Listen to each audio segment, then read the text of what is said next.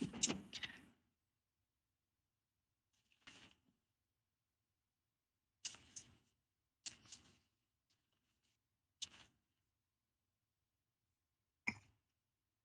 think we're live.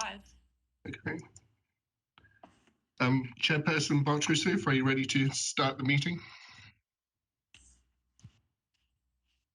You're on mute. Yes, sorry about that. Thank you. I guess I'm doing that. Hello, everybody. Good evening.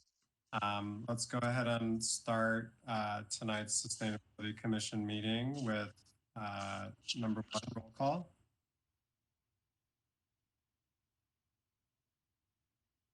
Commissioner and Vice President Bartrusu, if you could read the due to evolving situation regarding the COVID before we do roll call.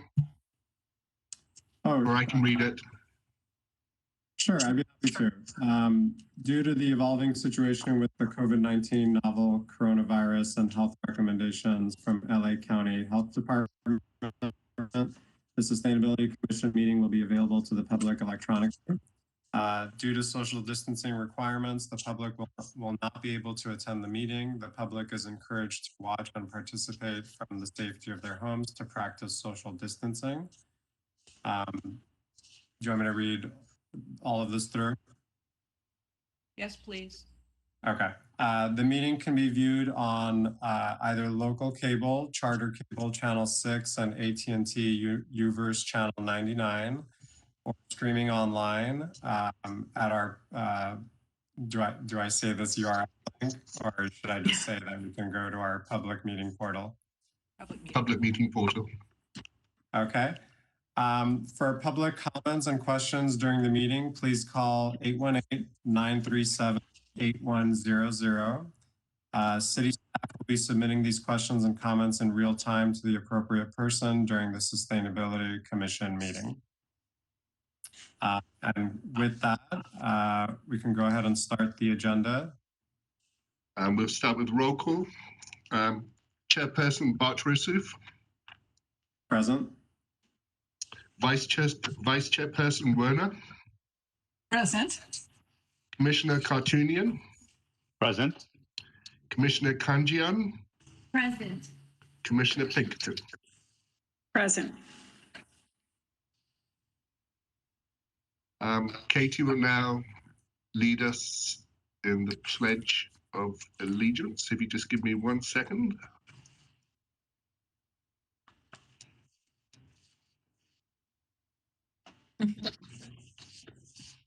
All right. Okay. Okay.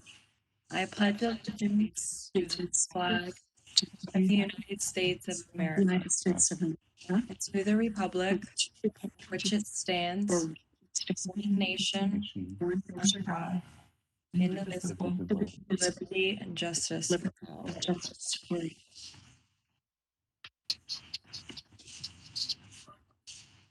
All right, thank you, Caitlin.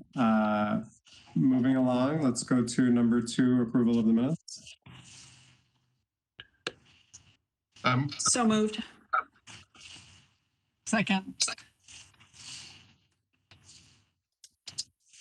All right, do we need a roll call for approval of minutes, or is first and second enough?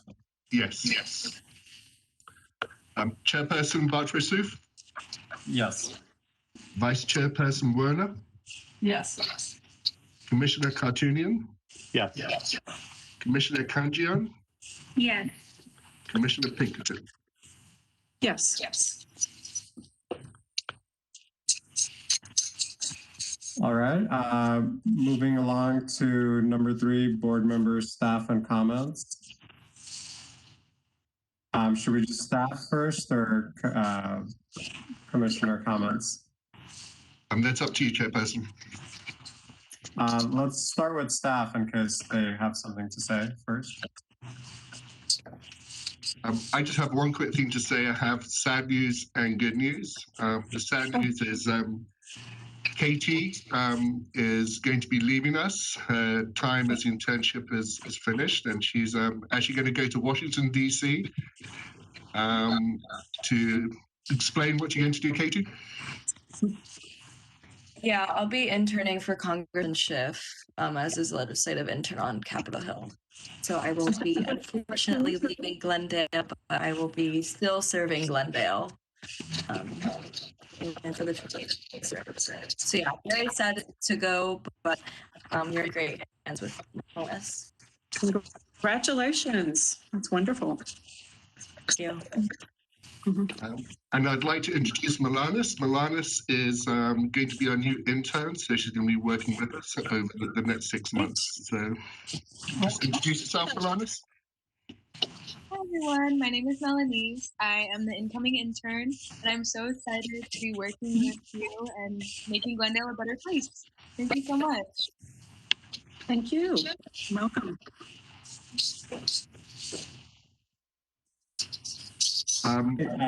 Any other staff comments? Is this where we should make announcements, Alec and David, or? Yeah, I was just checking in to see if any other staff had comments, and if there aren't any from staff, we can move forward with commissioner comments. So just one comment, Chairperson, regarding moving item 6D, departmental information, to go after comments from the commissioners. If you're okay with that. Okay, unless there's objection from commissioners, I'm okay with that. Could you repeat that again? I'm not sure what that was. So item 6D, departmental information session, public works, Oh, okay. is going to move after board member and staff comments. Okay, so it's moving up then. Okay. Yes. Okay. Yep. No objection.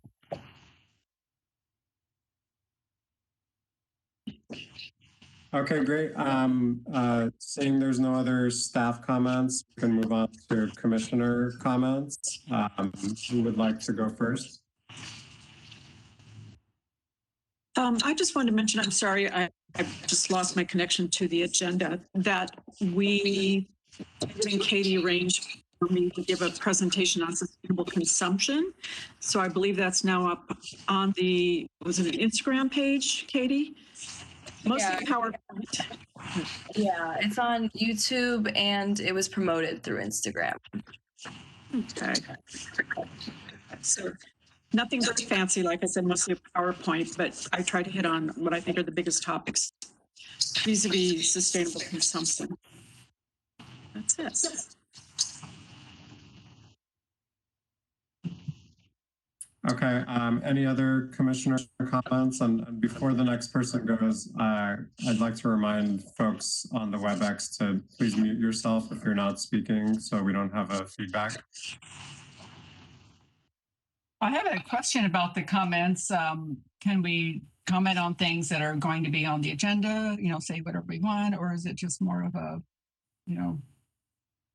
what we're thinking of at the moment that may not be on the agenda, or I'm just not, this is the first meeting where we've done this, so, and only our second meeting total, so just wanting to make sure I'm not speaking at the wrong time or something. So I do have some comments, but they involve things that are on the agenda. Great question. Staff can correct me if I'm wrong, but this section of the agenda is meant for like general comments. I believe if you want to comment on something on that's on the agenda, you should probably hold until we get to that item, unless it's a procedural question, perhaps. That is correct. Okay, that was good. So I will wait until the agenda item comes up then.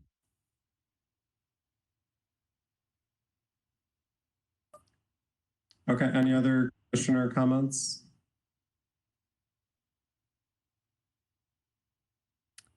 Hearing none, I'll just say quickly, it was mentioned briefly already, but we now have a sustainability Instagram page for the city of Glendale. So if you're not following it yet, please do so and spread the word so we can share with the community what we're doing and how we're doing it. The other thing that I'd like to highlight to the public is The city is going through its annual budget process. So I encourage folks who are interested in sustainability and how the city is committing to our sustainability efforts to pay attention to those budget processes and hearings. For example, we had discussions, or the city had discussions about Measure S earlier this week, and how certain allocations of that additional revenue from the city is being dedicated towards some sustainability initiatives. So those budget hearings are happening now, and I encourage folks to participate and engage in the way you see fit. So wanted to let people know about that. Not many people are engaged, so I wanted to highlight that. Okay, I think we're good with number 3. So perhaps we're ready for number 4, oral communications. Well, I think we're going to go with number 6B, Departmental Information Session from Public Works. We have online the Director of Public Works, Yazdan Imrani, who will be doing the presentation and will be available to any questions you may have. Yes, thank you. Welcome, Yazdan. Thank you. Good afternoon. Very happy to be here to present to you some of the things that we are doing at the Public Works Department in terms of our sustainability efforts. So with that, I'm going to share my screen with you. And let me know if you see this.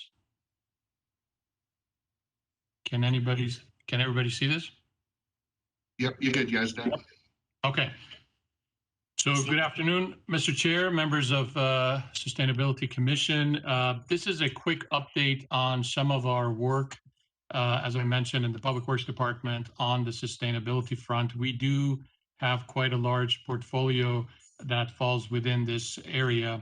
And this is not meant to be an all-inclusive one. However, this is just a sampling of some of the highlights of what we do. So one of the programs that we have is called the Green Business Program. The city began this program in 2019, and the idea was to provide resources that help businesses become greener and more sustainable, to recognize them for their green business achievement and with an official certification, and then to increase and build on our sustainability initiatives and increasing our environmental awareness. There is a process that we have, it's on our website, and basically we look at different categories: energy, pollution prevention, transportation, wastewater, water, etc. And we go through an assessment process with these businesses that want to become certified. And then, we kind of walk them through the process. And then afterwards, they get a certification.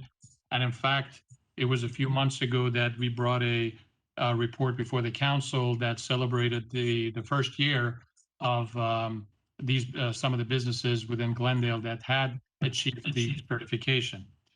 So to date, as you can see here, fiscal year 2019-2020, these are the businesses that were certified, about 16 of them, excuse me. And then in this current year, we have another 14 or so, for a total of 30 that are in the process of becoming certified.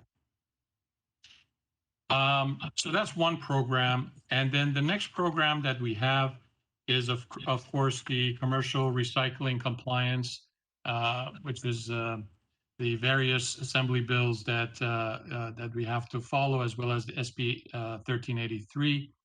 This involves implementing a single route organics pilot program. We started that already in 2020. We've followed that up with, to be in compliance, we've identified the number of businesses and multifamily properties and developed the systems for tracking them. We put them in this database called Recyclist Program Tracker, which is a snapshot of it is shown on the right.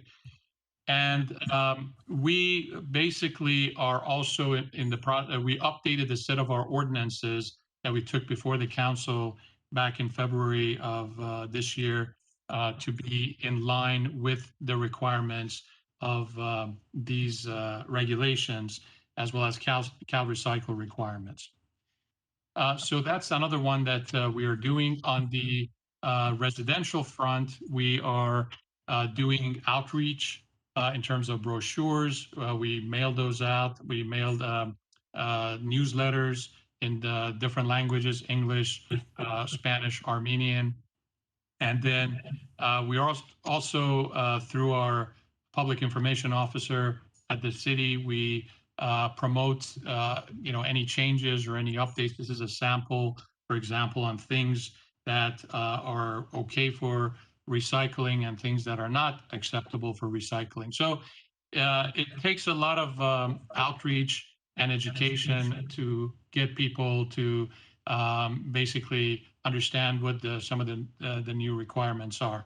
And in fall of this year, there is a campaign that Cal Recycle is doing actually throughout California. So $15 million outreach efforts. We are going to be doing our own outreach, which I'll talk about a little bit more as part of our, we're doing our own for residentials, and I'll talk about what we're doing as part of the commercial franchise, solid waste franchising that we're doing. So commercial franchise, just to bring everybody up to speed, I'm sure everybody you guys have been following this. Currently, we have on the commercial side, the city has 20% of the accounts, and 80% of the commercial accounts are handled by actually 30 haulers, and each one basically has their own contract and they do their own thing.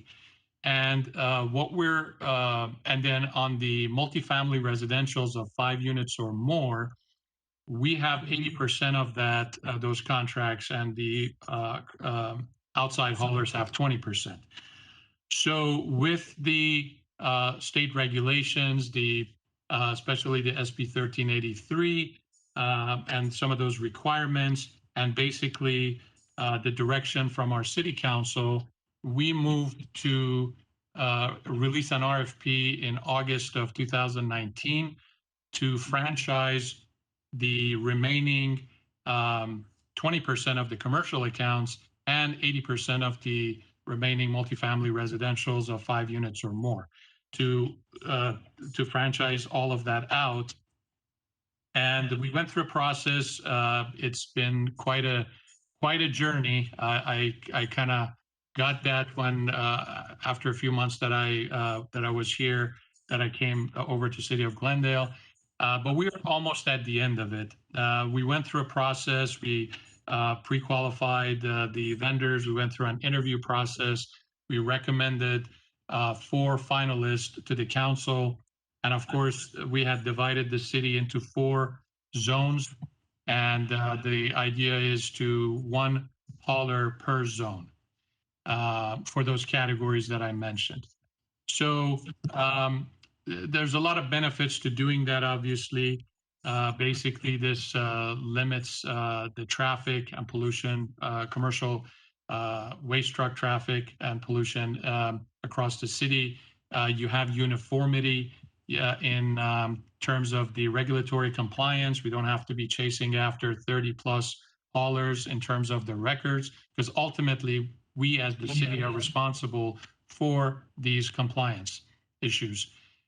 There is outreach and education on waste reduction, as well as the diversion for food generators.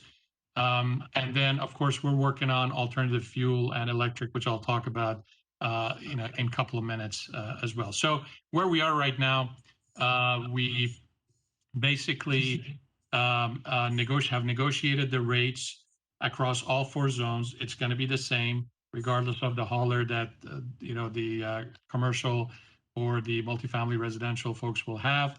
But again, depends on the type of service that they want. That will set the price. And we recommended that we divided, again, as I mentioned, the city to 4 zones and recommended which haulers should get which zone. Council approved our recommendation. We also asked for authorization to now move forward with negotiating with these vendors and finalize the contracts.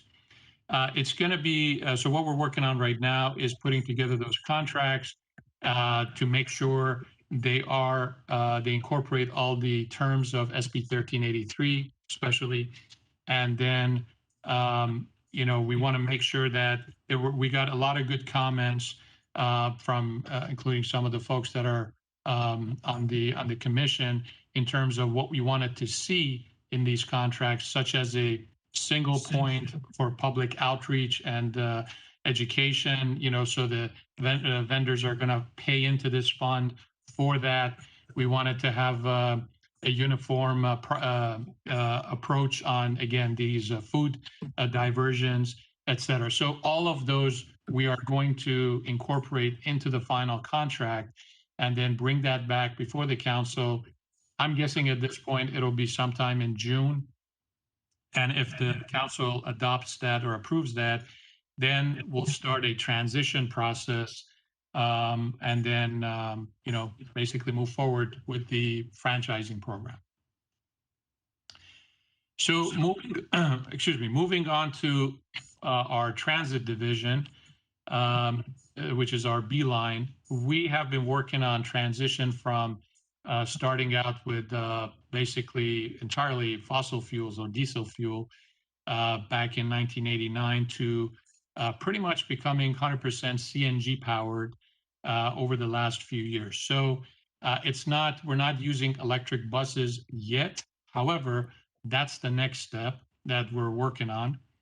And we are doing currently an electric bus feasibility study along with Pasadena and Burbank and Caltrans.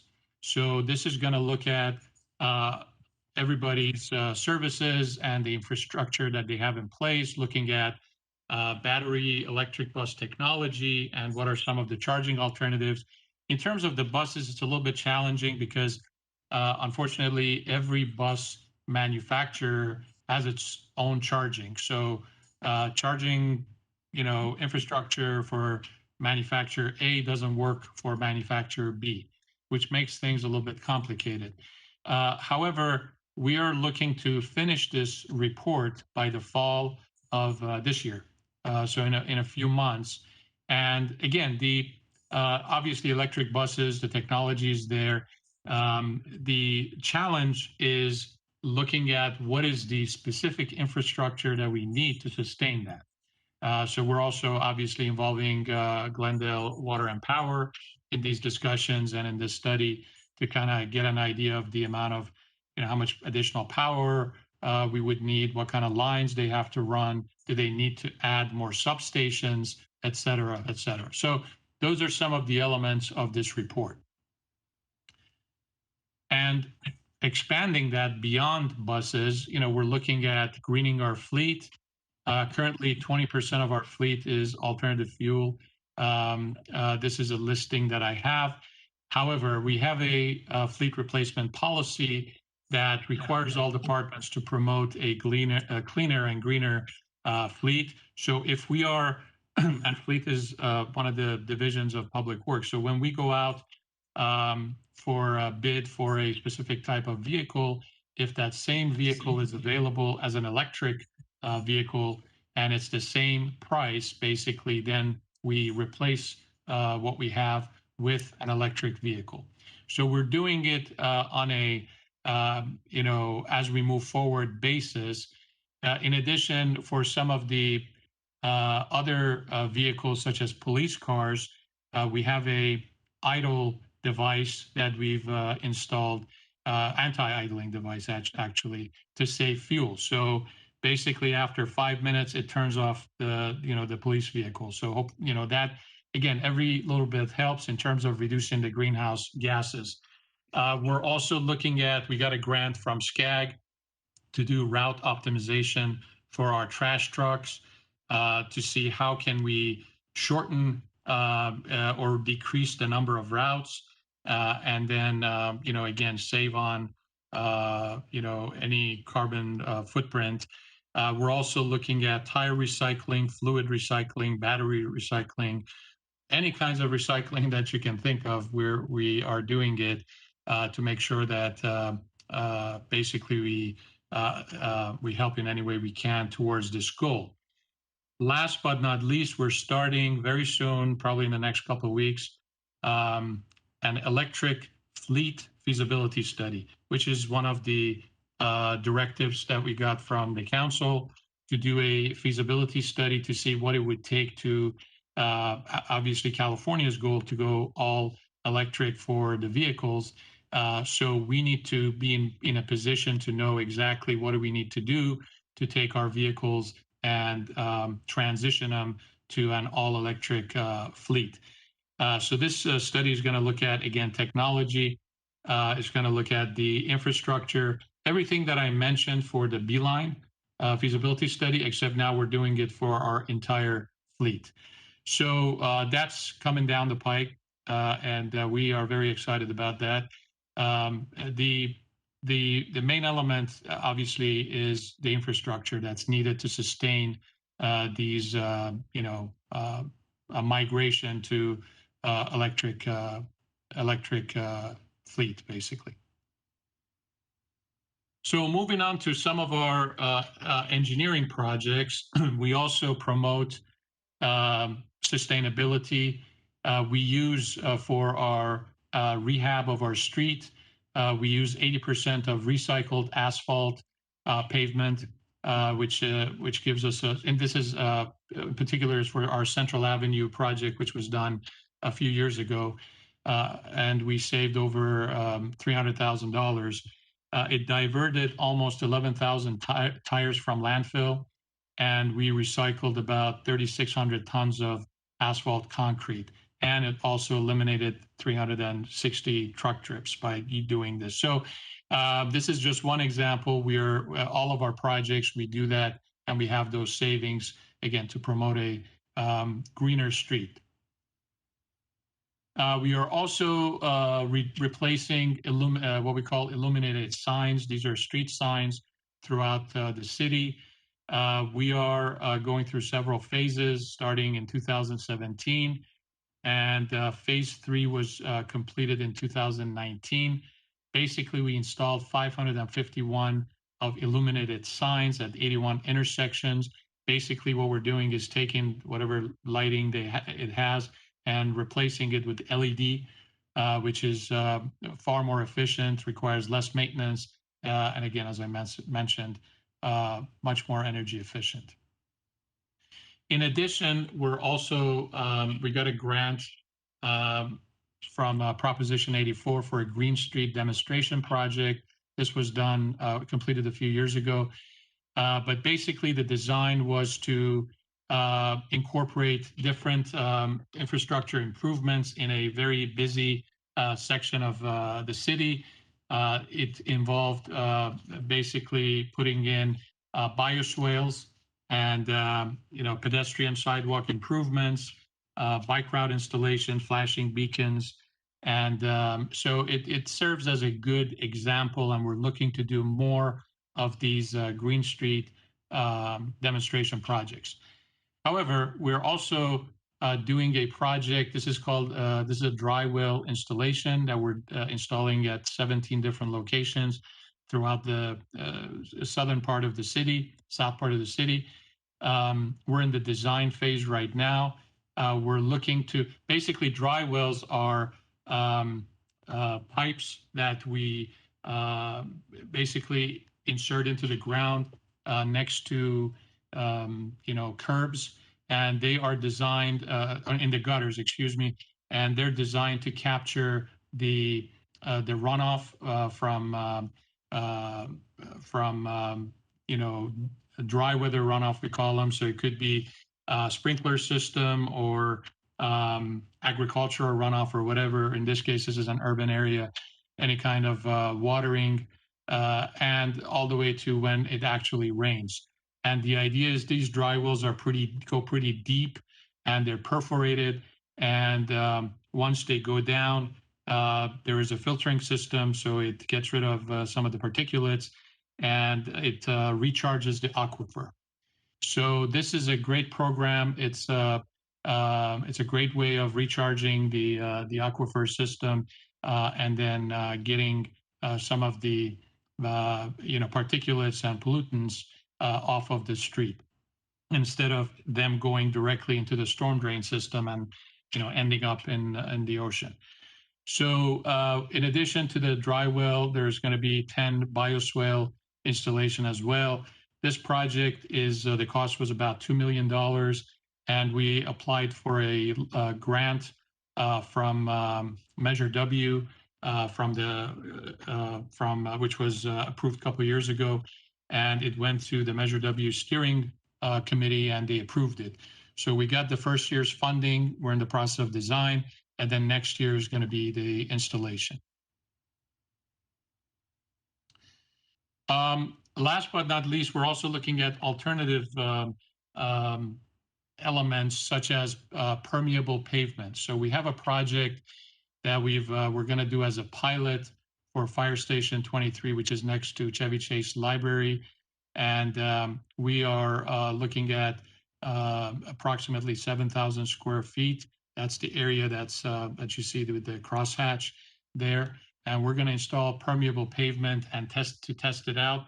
Permeable pavements are a good way of, again, filtering in the water and capturing it instead of basically letting it go to the storm drain system. The challenge with permeable pavement is that you have to maintain them on a regular basis. Otherwise, the pores clog up and basically it stops working. However, we want to try this and see, how it works out. And I will be happy to report back on the results. And that concludes my presentation. Be happy to answer any questions.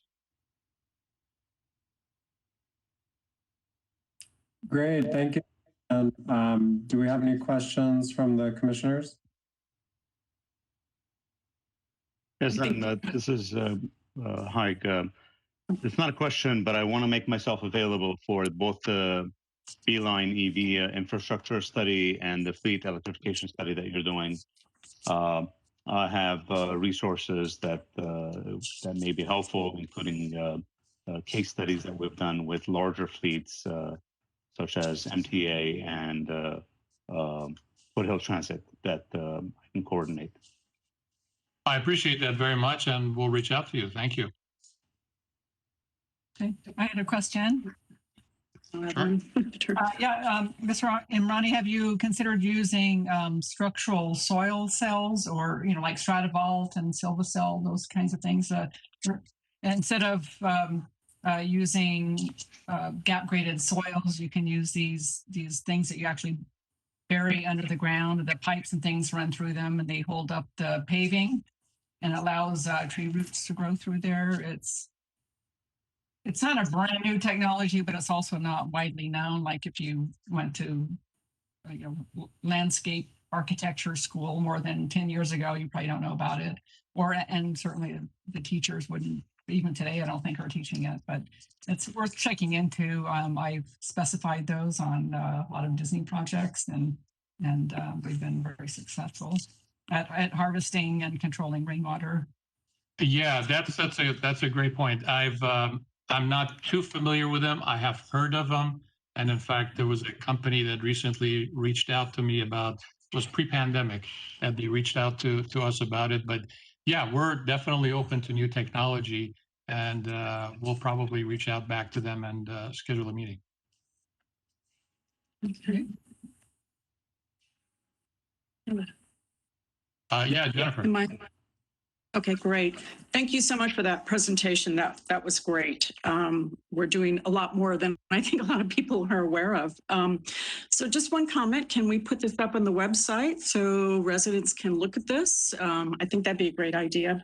Then I do have just a couple comments, and I apologize, I work in a lot of these areas, so I'm going to hit you with things. One thing regarding the food soil paper and the organics recycling, just want to throw out a concern that I see paper wrappers listed there, paper cups and plates, and I'm sure you're aware, yes, Dan, that there's proposed state legislation regarding PFAS, banning those PFAS from those products. So you just might have to be ready to modify your ordinance.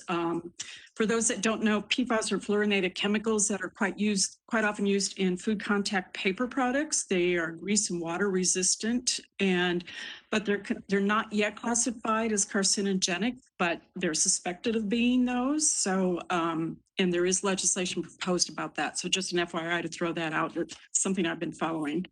Let me see. I have a question on the fleets.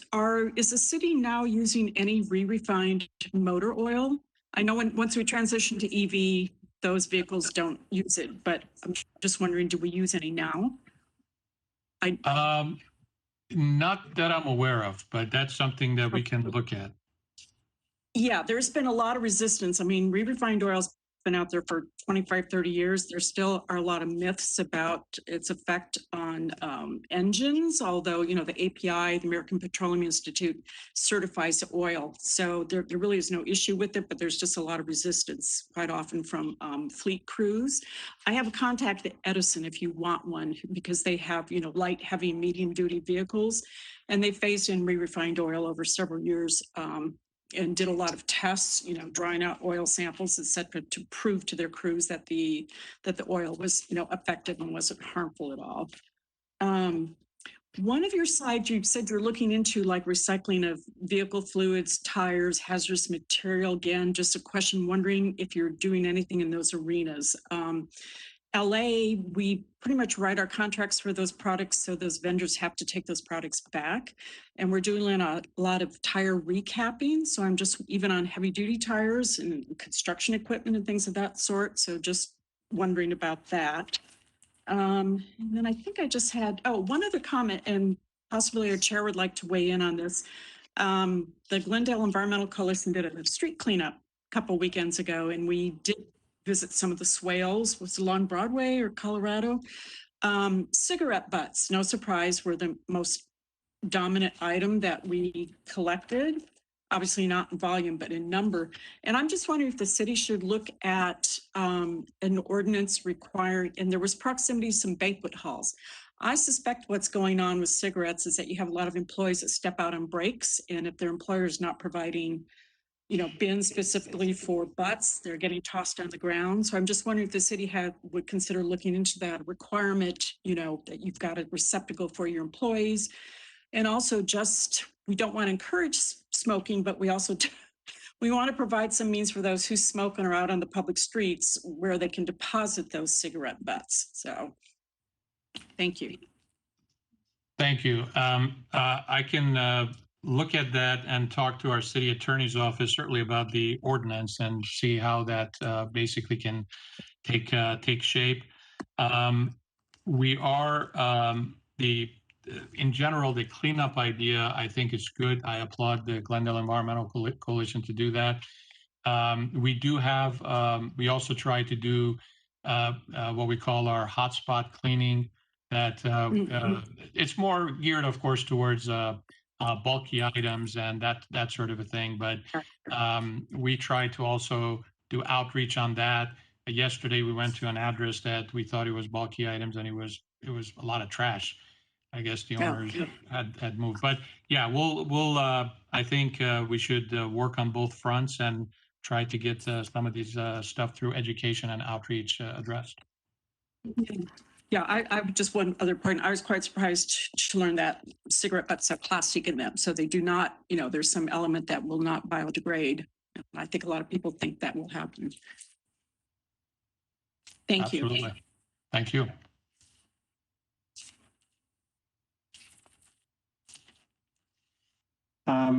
I have some comments. Thank you, Yasmin, for the presentation. I think the Green Business Program is a great idea. I discovered it on the website a couple of years ago, and I support the idea of it. I'm wondering how it can be more robust. I recognize that as a city agency, there's only so much we can do to reduce our greenhouse gas emissions, and I think our partnership with businesses is going to be critical in achieving our citywide goals. So I'm wondering, perhaps as part of this climate action plan we're working on, we come up with more robust ways to get more businesses involved. The ones that we have now are just a handful. They're a great start, but I would like to see 100 times more businesses participating in such a program. So perhaps as part of the climate action plan, nothing that we need to do at this very moment, but figure out incentives, perhaps monetary incentives, rebates that allow for businesses to tap into more environmentally friendly options. I went to an Indian restaurant here in Glendale a couple of weeks ago, and I spoke with the business owner, and she was talking to me about the cost constraints, especially in a time like this, of investing in more biodegradable foodware for people to take food home.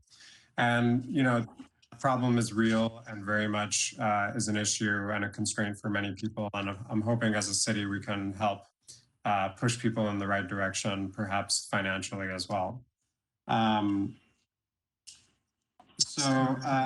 The other thing I noticed in the franchise program for the waste haulers, and I know this is very much in the works, perhaps this has already been addressed, but your presentation mentioned that they would go electric as soon as feasible.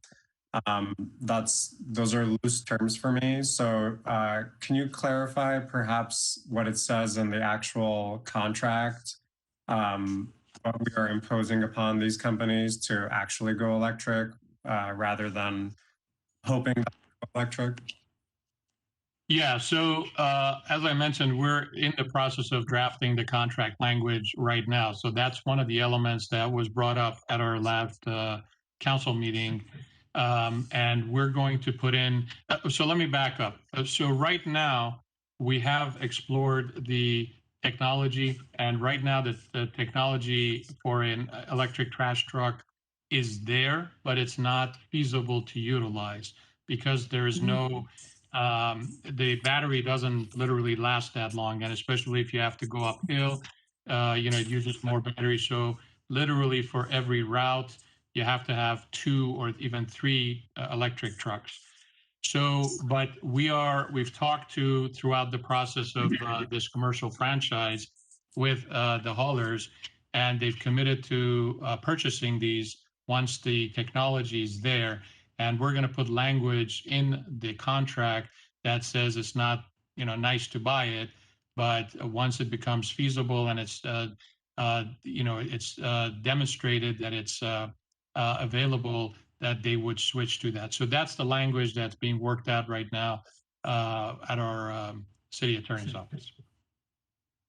Okay, great. Yeah, I just wanted to make sure that the city is not locking itself into some, I don't know how many years this contract would be for, but say for 10 years and we let them off the hook for 10 years, even though the technology may be available, 3 years from now, or it's feasible 3 years from now.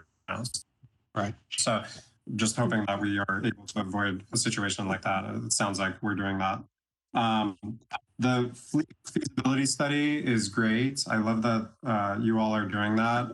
I'm wondering between now and when the fleet feasibility study is completed, if there are cars or vehicles that are phasing out. I believe you said this, but I'm not sure. Are you actually transitioning to electric for those vehicles in between now and when the study's done? Right. So our official purchasing policy is that if there is a like for like exchange at the same price, then we can replace it with an electric vehicle. But if we're replacing, I'm just throwing out an example, but an F350, and F350 is X dollars, and then the electric version is much higher, then we can't do that. But if it's at the same price or about the same, then we can replace it with an electric vehicle. Okay, great. I'm hoping that when the feasibility study is done, we will be able to say definitively that by year X, we will be an all-electric fleet.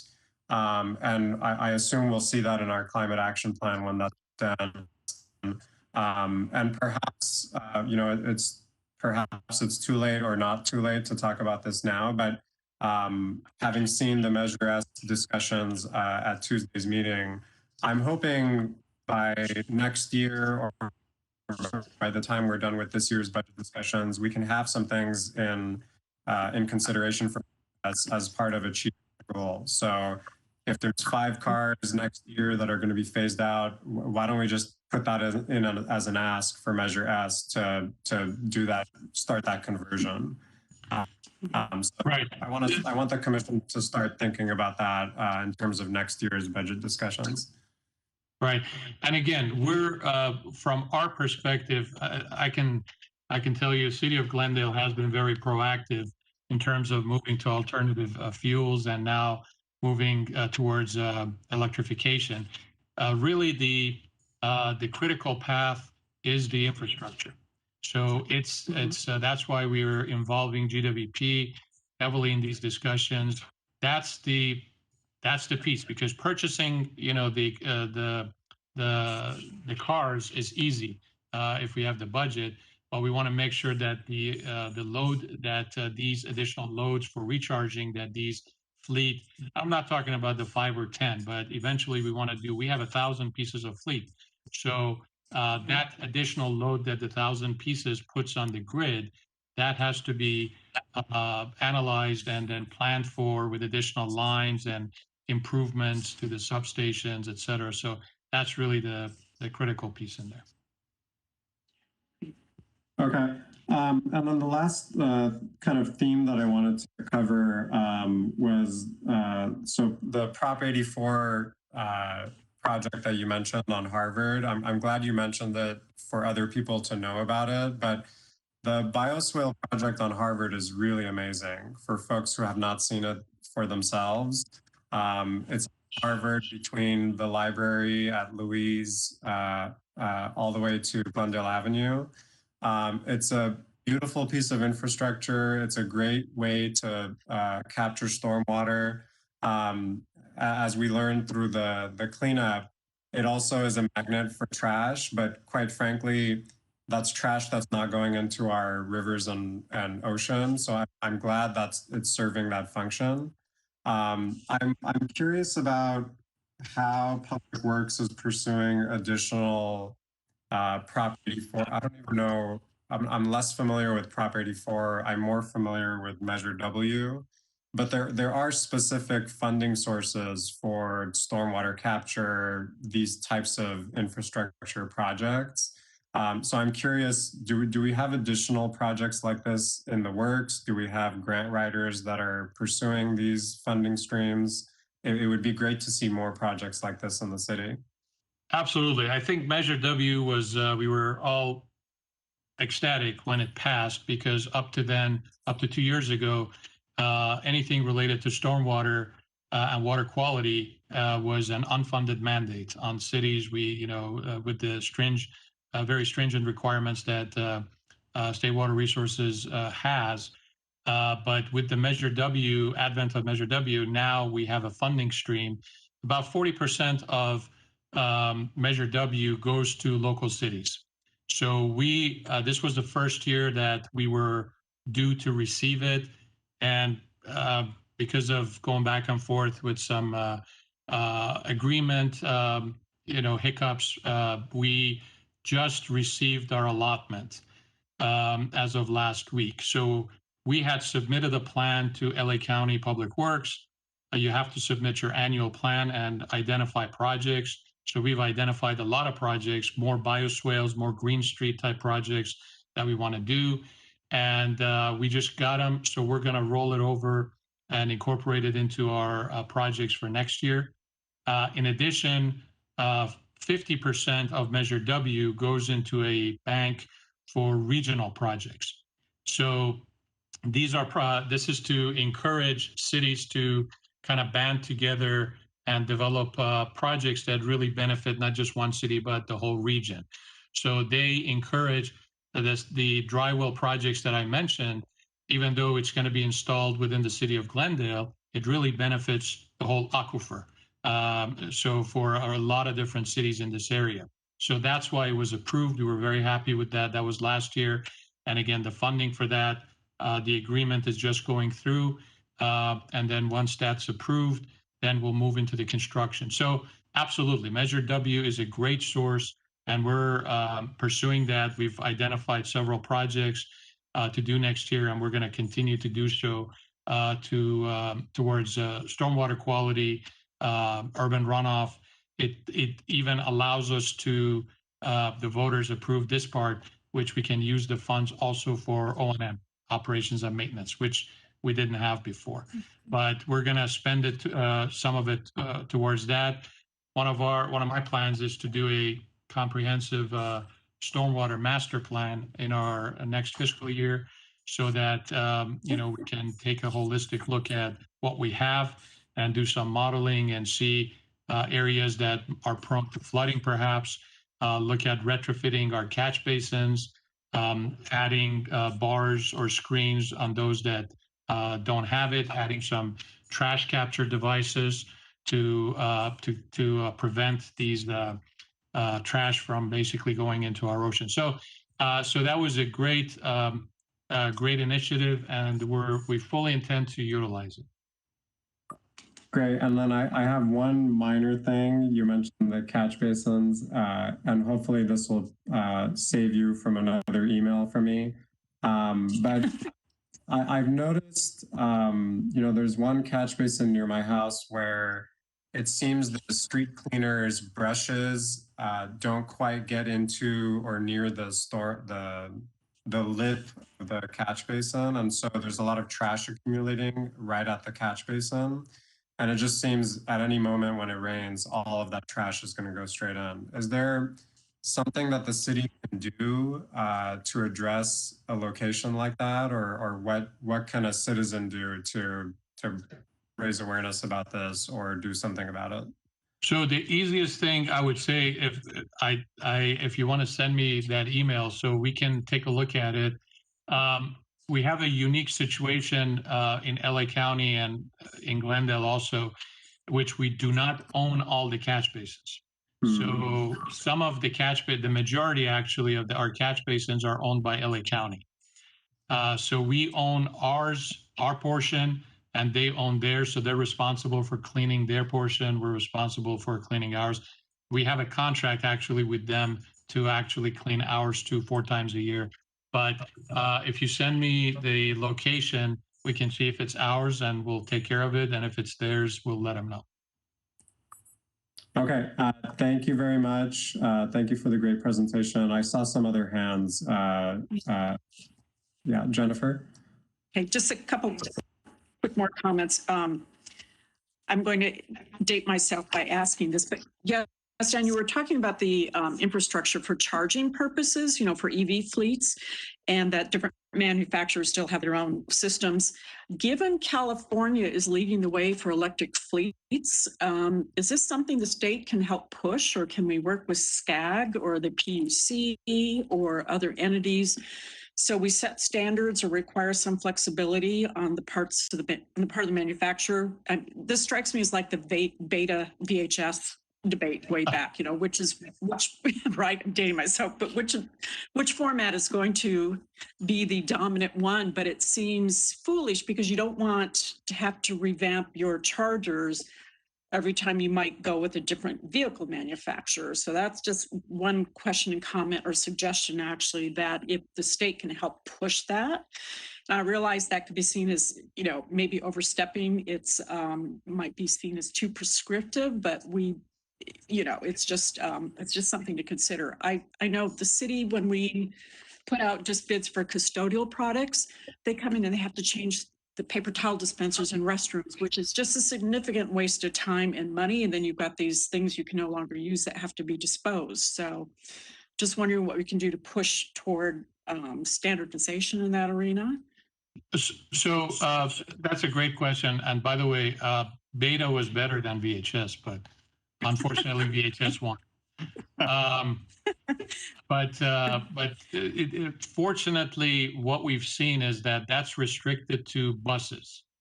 So these there's New Flyer, there's BYD, there are these different manufacturers, and I guess they want to have a monopoly if they get a contract.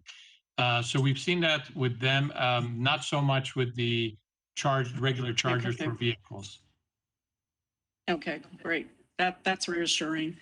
A second point, I want to thank you very much for kind of centralizing through the franchise, the food rescue and the outreach. I worked some on that franchise project in Los Angeles, and I understand why those tasks were divvied up to the franchisees in each zone. But I think this will just make it much easier and will really facilitate outreach in Glendale. And then one last comment for fellow commissioner. We shy away from the word biodegradable. Alec, I just wanted to let you know.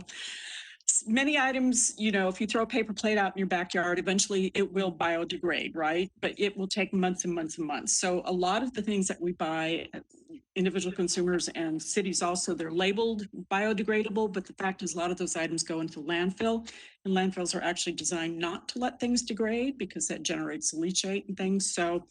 So just be aware, California's actually got very tight restrictions on the use of the definition biodegradable as well as compostable and things. So I think reusables are the best solution for foodware, but I just wanted to throw that out. Beware when you see the word biodegradable. Thank you. I had a question too, if I may.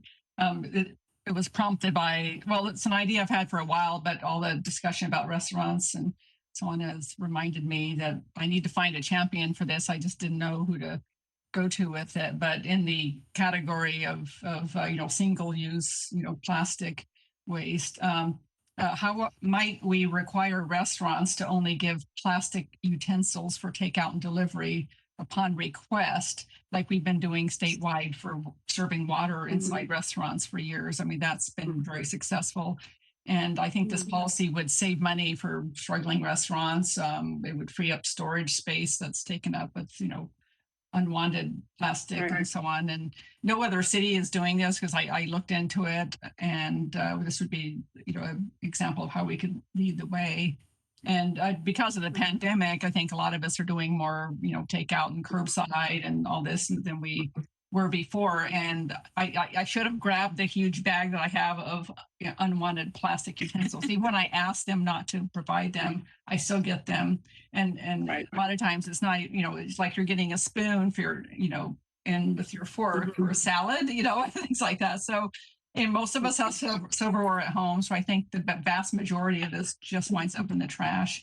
And it just seemed, I don't know if it's something that, city council needs to pass an ordinance, or if it's something that could just be circulated as a, operation thing, like say strong suggestion as something that's even optional, voluntary program or something, but would let a lot of restaurants off the hook, I think, with wasting money on plasticware that gets thrown away.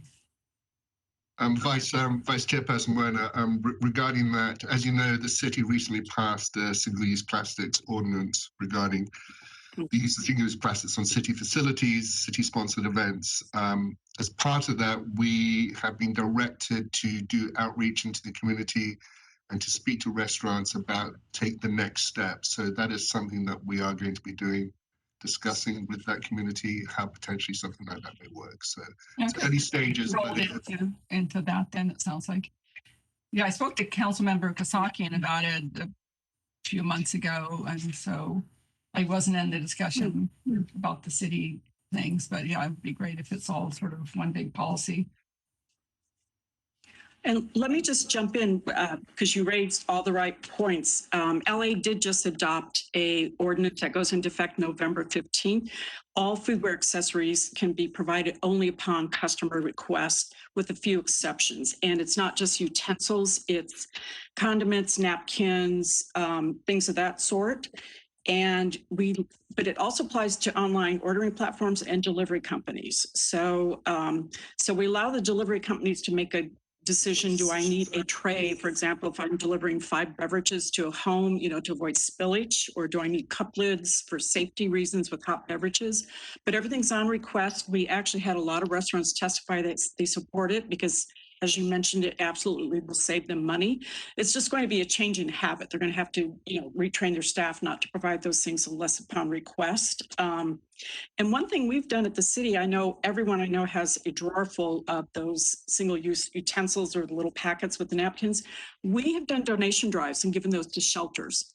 So I'm sure you could probably do something like that at Disney. That was one of our most popular donation drives. We literally got probably a 1/4 ton of those materials, which is a lot given how light they are. But so LA just adopted an ordinance like that. So maybe the city just Glendale wants to look into that. Yeah, I'm glad it's something like that's underway somewhere, because at the time I checked, nobody was doing it. So that's cool. I think we're done with this particular item. Thank you, Yazdan, for the wonderful presentation. Yeah, thank you. Making yourself available. Okay, so I guess we can move on to the next item, which we've now shifted back to item 4. Is that right? That is correct. Oral communications, yes. Okay, would you like me to read number 4 or? We only have callers waiting for item 5A at the moment. We don't have any callers waiting regarding oral communications per se. Okay. This is Jillian. Chair, it would be good to read that information into the record, so for future reference, anyone would know that they have the opportunity to speak on any item that is not on the agenda. Perfect. Thank you for notifying me of that. So I'm happy to do that. So item 4 is oral communications. Discussion is limited to items within the jurisdiction of the Sustainability Commission. Each speaker is allowed 5 minutes. Sustainability Commission members may question or respond to the speaker, but there will be no debate or decision. The matter may be referred to staff for investigation and report. So given that we don't have anybody speaking for item number 4, let's move on to item number 5. Okay, item 5A, action items. Recommendation to City Council on the potential initiation of a Glendale Municipal Code 1995, amendment related to urban beekeeping in residential zones. 1, motion directing staff to provide the Commissioner's recommendations concerning urban beekeeping to City Council. Before I turn over to our community development team, I just want to mention a number of things. So, as you know, at the January 19th City Council meeting, Council passed a motion asking that the Sustainability Commission further research how to proceed with permitting urban beekeeping in residential zones in the most appropriate manner, if that's indeed what the Commission suggests. As a result, the Commission is to provide the City Council with the Commission's recommendations regarding urban beekeeping, including but not limited to initiation of an amendment of the Glendale Municipal Code related to urban beekeeping in residential zones. I just want to bring to the Commission's attention that this is a time-sensitive issue. A report is potentially due back to City Council for their May 25th Council meeting, which means that staff reports regarding the Commission's recommendations would have to be submitted around May 15th to be ready for that Council meeting. So as the Commission is thinking about what recommendations they would suggest to the City Council, I just urge you to take into consideration those timelines. We're going to have Amy Fitzgerald and Annie from Planning do the presentation. We also have Kristen Ask, the Principal Planner, and I believe Bradley Calvert, available to answer any questions regarding this item once they finish their presentation. And also there are a number of callers who will be wanting to call in once the presentation has been done. And to the callers, I'd just like to say, I think we're having a few problems. If you cannot get through on phone, please send an email to sustainability@glendaleca.gov, and that is if you can't get through on the phones. So with that, I'll hand over to Kristen. Thank you, David. Good evening, Mr. Chair, members of the Sustainability Commission. My name is Kristen Asp. I'm with the Planning Division. I'm just going to give you kind of a brief little intro and background of why we're here tonight before I turn it over to our staff planners, Amy Fitzgerald and Ani Garibian, who really did the heavy lifting on this report. But so why are we here? We and I will start sharing with a bit of a PowerPoint. Okay. And can you all see that? Okay. All right. Okay, I have a thumbs up. Excellent. So really, this all was sort of an impetus. It was prompted by a code enforcement case. Sorry, excuse me to interrupt, Kristen. We've just been asked by the phone lines if we could take a 10-15-minute recess so they can fix the phone lines because we're having issues. Chair, is that okay with you? Yeah, that's fine with me. Okay, so we'll take a recess, and as soon as I get a call from the phone, 15-minute recess so they can fix the phone lines because we're having issues. Chair, is that okay with you?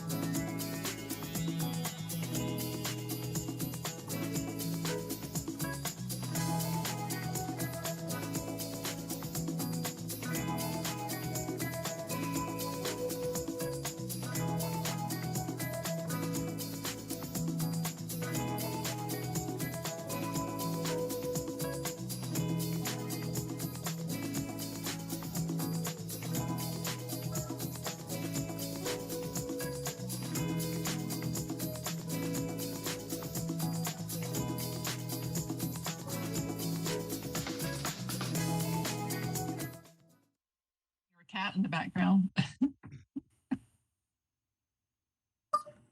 Yes, free entertainment.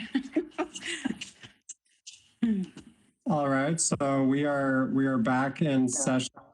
I want to apologize for the technical difficulties. David can walk us through additional instructions when we have callers. But are we ready to move on to item number 5? We are. So I just want to instruct callers that when you are on hold, you will not be able to hear the commissioners and the commission meeting. So those people watching the TV, if you're watching on AT&T, please tune to channel 99. If you're watching on Charter Communications, please tune to channel 6. You can also stream the meeting through the city's website or through YouTube. We will get to your calls, but just be aware when we ask you to come on air, there may be a delay between us speaking and you hearing us. If you're using your mobile device, you may hear us immediately, and that's the case. We ask you to please turn down your TV and everything so you do not get feedback. So with that, Chairperson, I believe we can continue with the meeting.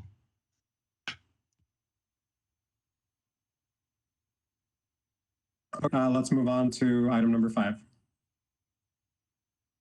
Okay, I'll jump in from here.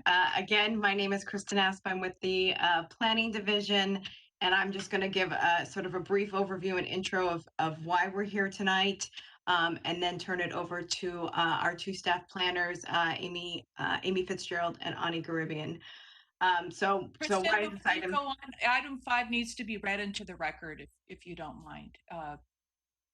And I'm happy to do that. I don't know if our host is available. So item 5 is action items. That A is recommendation to City Council on the potential initiation of a Glendale Municipal Code 1995 amendment relating to urban beekeeping and residential zones. Sorry, Kristen, go ahead and proceed. No worries. This will give me a chance to share the PowerPoint.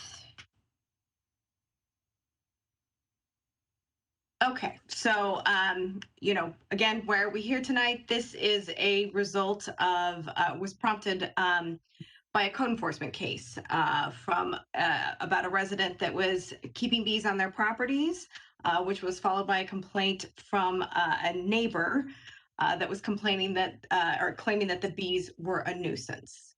So City Council asked staff to return to council with information about beekeeping in residential zones. And earlier this year, this report that you have before you was presented to City Council. At that meeting, City Council gave direction to staff to take this report and present it to the new Sustainability Commission to gather feedback and report back to City Council.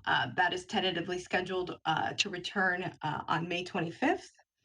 And at this point, I am going to turn it over to Amy Fitzgerald to briefly, they're gonna cover what Glendale's current rules are, some of the basics and background about urban beekeeping, some concerns to consider, and then a brief summary of what other jurisdictions currently do, and any additional considerations. So with that, Amy, you're up.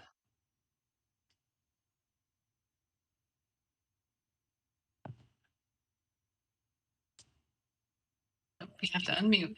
Good evening, Commission. I was like, no one's saying they can hear me. Okay. So the background that Kristen went over. So we looked into what our current zoning allows. Our current zoning allows apiaries, where keeping of bees and beehives and apiaries in just the special recreation zone, or SR. They're intended for public and private open space and recreational uses, and to protect our open spaces in those zones. It includes city parks, the Oakmont and Chevy Chase golf courses, and a lot of the open hillsides and open space of the Verdugo Mountains. Glen Oaks, and Chevy Chase canyons. Next slide, please.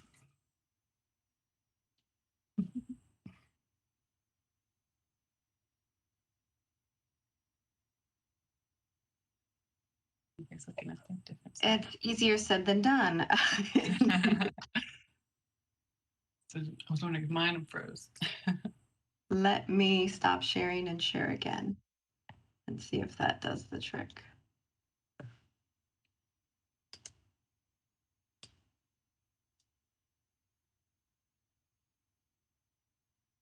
There we go. Okay, so Community Services and Parks makes 3 locations available for beekeeping.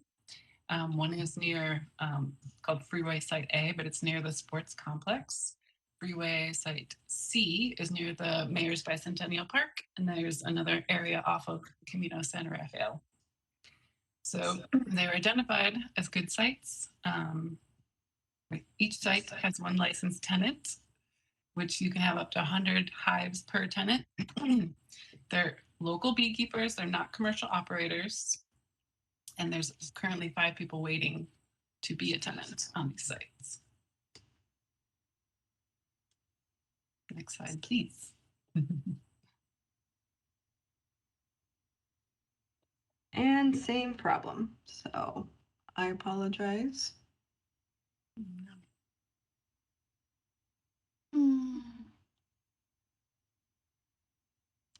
Thank you for your patience. We will continue. Another technical glitch. Okay. So how are these special recreation sites identified? They use basic criteria that they be away from residential zones, be away from active and passive developed parked areas and trails, and be limited to authorized personnel and vehicles only, and have access for vehicles away from the trails. We do get some requests for different locations, but meeting that criteria that we set has been hard to find other special recreation sites to allow for apiaries. Okay. Why are people so interested in urban beekeeping? We've all heard about the colony collapse disorder that's been happening around the world. And so there's an overall decline. And so people are trying to help out and have their own hives. A hive is basically a box with movable frames you can take in and out, multiple frames per box. In the height of the summer season, then you can have up to 50 pounds of honey in there, and there'll be about up to 80,000 bees. And they'll go about 3 to 5 miles to get their food and can make about 25 pounds of honey a year. So concerns for urban beekeeping, you hear about aggressive or swarming bees and stinging, and it's usually from unattended hives. So if you don't attend your hives, then the Africanized bees can come and take over. And then if they're not, they don't have space and they don't have a proper environment, they're going to swarm together to look for food and water that hasn't been set out for them. So we in Glendale have elevation and grade differences that can be a concern for siting them properly to not interfere with their neighbors. We have lots of single-family hillside lots that the recommended 6-foot hedge barrier, which is designed to make the bees go up and over to avoid interaction at a human level, may not be tall enough if your neighbor is actually up above you. So the city of LA has tried saying 8 feet above your neighbor lot is where you should place a hive, but it may be an issue for certain areas of Glendale. So the best practices are careful hive placement, so siting it, adequate distance from the public. They need a water source, otherwise they're going to go look for maybe a pool or other areas of the neighbors, and the 6-foot barrier or 8-foot, depending, to get up and over away from the human level. You want your hives to have enough space in them to prevent overcrowding, and you requeen. So regularly, I think I read once a year. And that's to keep a fresh queen, keeps the Africanized bees from coming in and taking over. Another hive maintenance, just making sure there's no other pests, infecting, getting in there into the hive and making sure there's still other food sources around. And now I will hand it over to Ani. Thanks, Amy. So if you would refer to the report for more detail on this, but here are some examples of urban beekeeping in other states. They're not allowed or excludes most single family in La Cañada, Flint Ridge, LA County, Burbank. Allowed with standards, City of LA, it's 1 hive for every 2,500 square feet. Santa Monica, maximum of 2 hives. And San Diego, 2 hives within 600 feet of habitable structure. Next, please. All right, so there are ways to minimize encounters with bees and humans, and those can include limit to single family zone, fence barriers, or grade differences, including entrance orientation away from property lines to direct bees up and out for foraging, just like Amy had mentioned. And a limit the maximum number and placement of hives based on lot size and located out of the required setbacks. Next slide, please.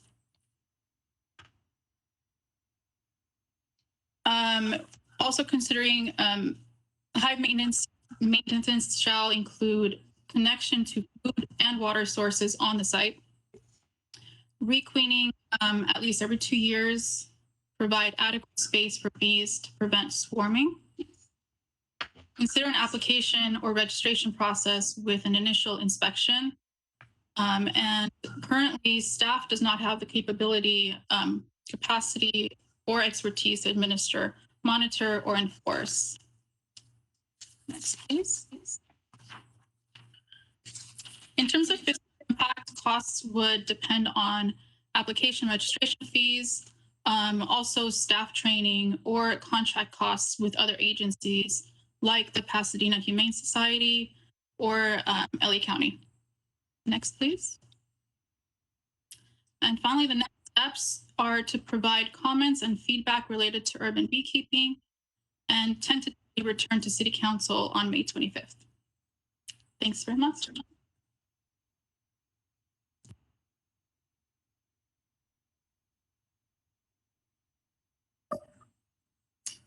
Okay, great. I would like to move on to public comments at this point. So I know we're having some technical difficulties. Please do call in if you'd like to speak on this item. Do we have people in the queue currently? Yes, we have 2 people currently in queue. So I'm going to go ahead and try and do this.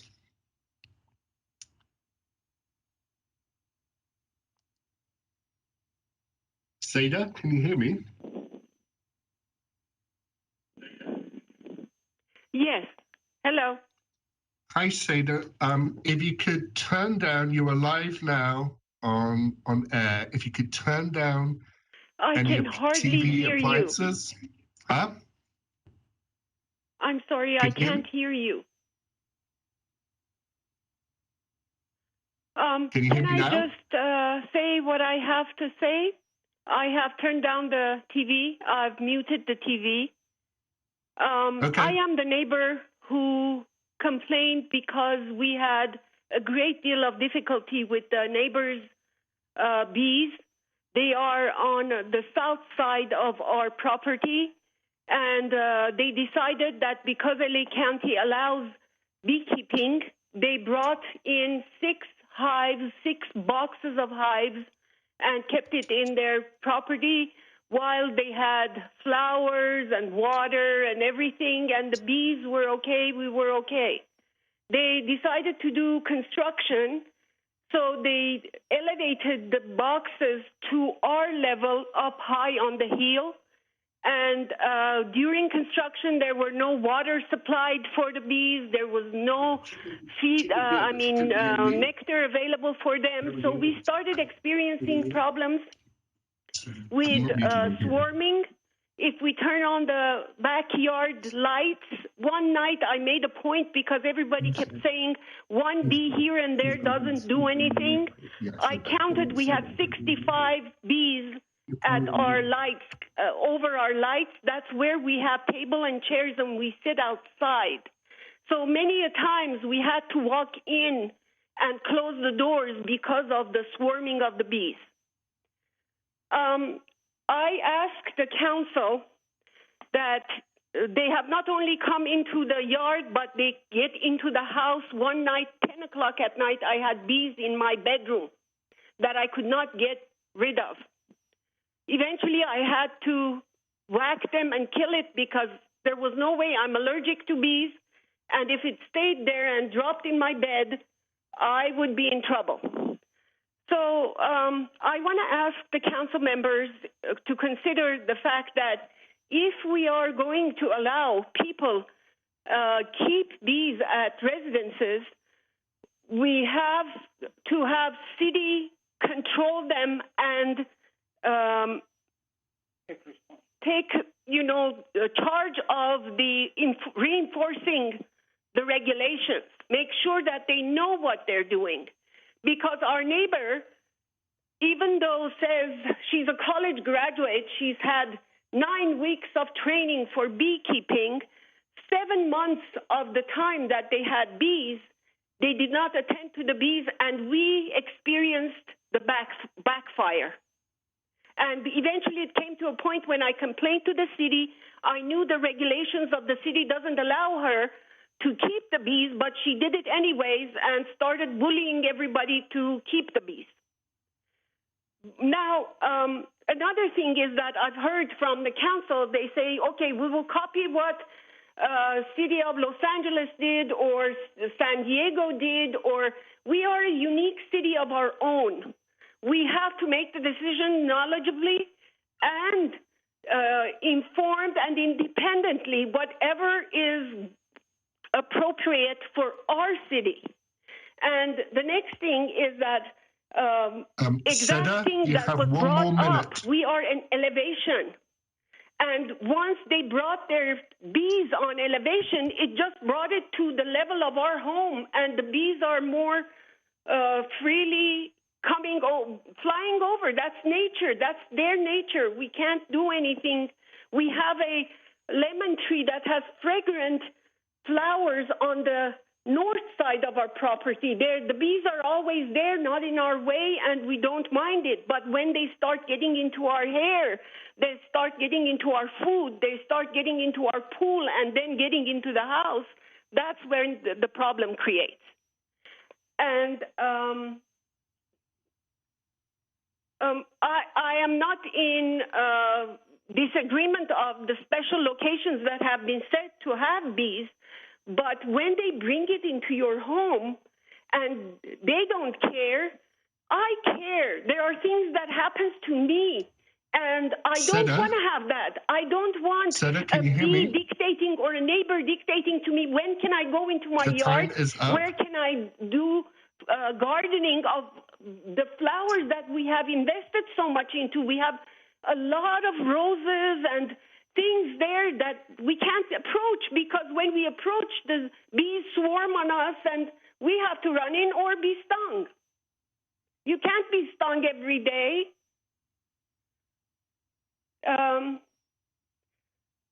I just want to thank you for the opportunity to speak. I don't want to take everybody's time, but that's the basic concern that we've had and we continue to have. Thank you. Thank you, Seda. Your time is up.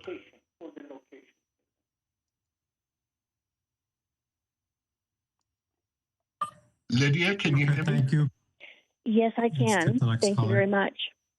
Lydia, you have 5 minutes. Okay.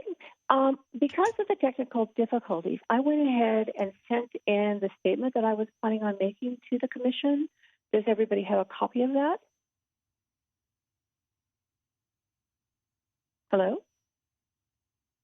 Can you hear me? We have not seen it. Do you mind making your Okay, statement? So I may request a tiny bit more time in order to address the comments that Seta had just made. I'll first do that. This is a neighbor dispute. Many years ago, the Barzagars remodeled their home and they built a 9-foot tall retaining wall on their hillside property and backfilled it to create a flat lot. And we complained to the city, rightly so. The city structural engineer told me that they could not tell me whether or not the integrity of the wall would hold because it was not inspected past the footing stage. So these neighbors have told us that they hate us. When I have tried to go to talk to Seta to allay her fears and to give her more information about bees, she has screamed at me and told me that she would call the police if I step foot on her property. So although I have tried to address her concerns, I'm not able to do so. Most of what she has said is incorrect. My husband and I are in our beginning of our 3rd season of having bees. We did remodel our backyard, and in the period, because bees are do not like loud noises and shaking and so forth, we moved them up to our deck. You should have received an email from me that was distributed by the chair that included a segment from Spectrum News, who did a profile on our bee situation. If you have viewed that video already, you'll see that our deck is in the back of our property. It's approximately 25 feet above elevation, and it is at the back of the property. And so it is far from their home. There are other people that can talk about bee behavior and so forth, but this idea that there's swarming that goes on and therefore they're getting stung is a misnomer. I provided information in a letter that you should received from your chair today that had a link from the etymology department at Iowa State that describes what swarming behavior is. It's when the bees and the queen leave the hive to go look for a new home. They have scouts that go out and find a place, and then they come back and the swarm moves. During this swarming behavior, it may cause fear in individuals because they're making a loud noise and there's a cloud of bees. But in fact, they are not harmful, and there is not a propensity for them to sting. If a bee goes into someone's home, the bee is attracted to light, and the first thing the bee is going to try to do is to get out of the residence. There is, on the 2nd story of their home, they do have a slider, and they leave the screen door open at all times. Therefore, any bug, fly, or whatever else can go in. I can't control that. But I am a very serious beekeeper who is concerned about the integrity and the safety of my neighbors. When Inspector Reyes from the Department of Agriculture came out and inspected our site, he said that actually we have the best case scenario, that the hillside property is actually an advantage to us because it is high above the other neighbors. We also have 2 large oak trees that serve as a barrier. When bees come out of a hive, they come out and they go in a circular pattern up about 20 feet, and then they take flight. So because of the location of our hives and the 2 oak trees, the actual flight path is directed away from our neighbors. And then after doing the inspection and telling us that we really got an A+, that we had the best case scenario, he went over to talk to our neighbors about the concern. And so he had informed them that we were complying, that we were doing, following all the guidelines from the county. So that's all. And we did do construction, and Lydia, your time is up. Okay. So, to be fair, I had to address what Seta said, but basically what I wrote in the letter that went to everybody today are all the facts. There's a lot of facts in the report that you were given from the city. Lydia, we're going to have to move on to the next caller. I'm All right. sorry. Thank you for calling in today. Good evening, Catherine. Can you hear me? Yes, I can. Okay, Catherine, you're on air now with the Sustainability Commission. You have 5 minutes. Thank you. I won't need 5 minutes. Hi, my name is Kathy Yurka. I'm a Glendale resident. I am calling in support of beekeeping in Glendale more broadly. And I'm going to take the liberty of trying your patience with an anecdote. When about 10 years ago, I was walking in the British countryside outside of London, and a member of the walking group I was with accidentally disturbed an underground hive, and the bees flew out. I'm terribly allergic to bees. I got stung. Other people got stung. And I was walking along, and I got stung in my stomach, and I can feel my throat closing up. But I'm thinking, I'm with the English. I'm not going to make a fuss about this. There's no one to help me. And so I just am going to assume that things got better. So I walked, my throat closes up, and then it opens. Everything was fine. All this to say that if I get stung by a bee, I could actually die. And yet I support urban beekeeping. I'm very worried about colony collapse. I think we should do whatever we can do to support bee populations. I do think that we want to have someone on staff who can help guide owners, and that we shouldn't, kind of wildly amateur beekeeping might not be a great idea, but I think other communities have been able to make it work, and I would really like to think that Glendale could too. I think it's a great idea. So thank you for your time and your patience with my anecdote. Bye-bye.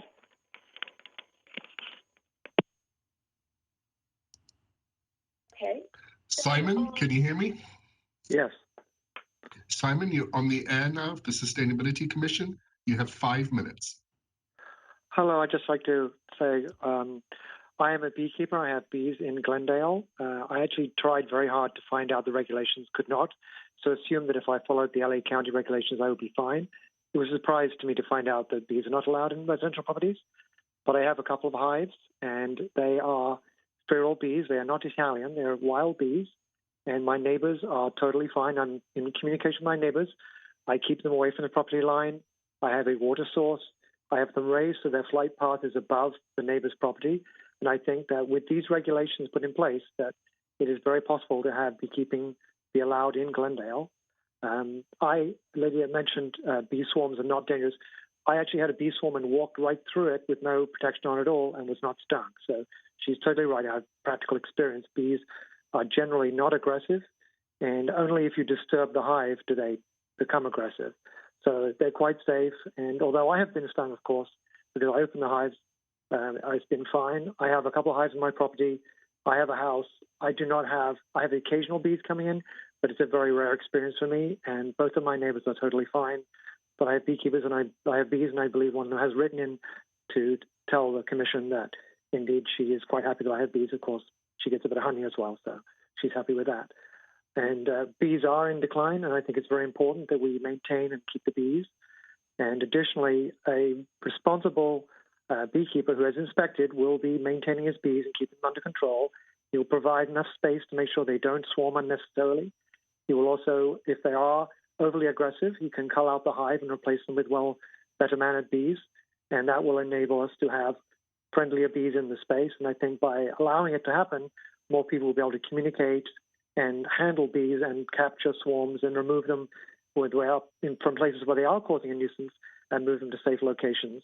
But the regulations in terms of hive placement and water source, I totally agree with. I think it's a very good idea that the city allow that with those regulations. Thank you.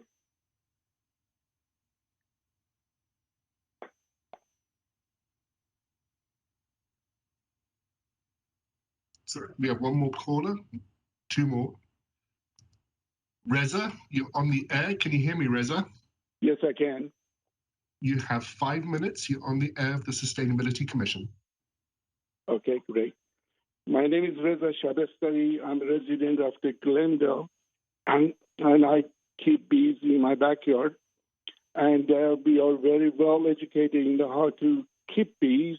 And my neighbor doesn't have enough knowledge about the bees and beekeeping, so he's complaining nonsensely. Also, I wanted to mention about the report that was prepared by the city. And on that report, they said that one of the problems they may have is the cost involved in keeping track of the beekeepers and observing it and so on. And I want to bring it to your attention that that is not necessary for the Glendale to do, since this is already done by the County of Los Angeles. They have inspectors. They are able to go keep track of it. They are registering everybody. So there is no need for Glendale to go through this expensive. So it's not necessary. And a good beekeepers like me would be an asset to the city because we will be providing to the population of the bees, and as a result, better agriculture, better fruits, better vegetables, better all the things that the people of the Glendale need to have. And there are a lot of people that in Glendale are interested to keep bees as soon as the city ordinance changes and allows them to do so. There are 68 cities in Los Angeles County out of 89 that allows beekeeping, and only a few of them don't. So the report talks about the cities don't allow it, and that's not correct. 68 cities do allow it.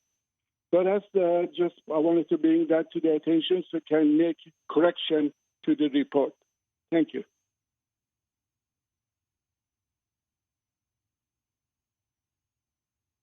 Soon as the city ordinance changes and allows them to do so. There are 68 cities in Los Angeles. Hi, David, can you hear me? Yeah. That allow beekeeping. Can you turn your TV down, please, David? Yeah. Okay. You're on the air of the Sustainability Commission now. You have 5 minutes, hi. David. Oh, okay. I was just listening to Reza. So I just called to echo what Simon and Reza said, and I know Simon personally. I met him when he was first started beekeeping, and he called me up to find out if I could help him get set up, and I sold him some colonies of bees. So I started about 8 years ago when I was living in the city of Los Angeles, and I started with just 1 or 2 hives in my backyard, and from there, I'll just address one of the dangers of beekeeping, and that is not getting stung by bees. It's becoming so obsessed with bees and beekeeping that you end up quitting your old job and turning into a full-time beekeeper. And that's what happened to me.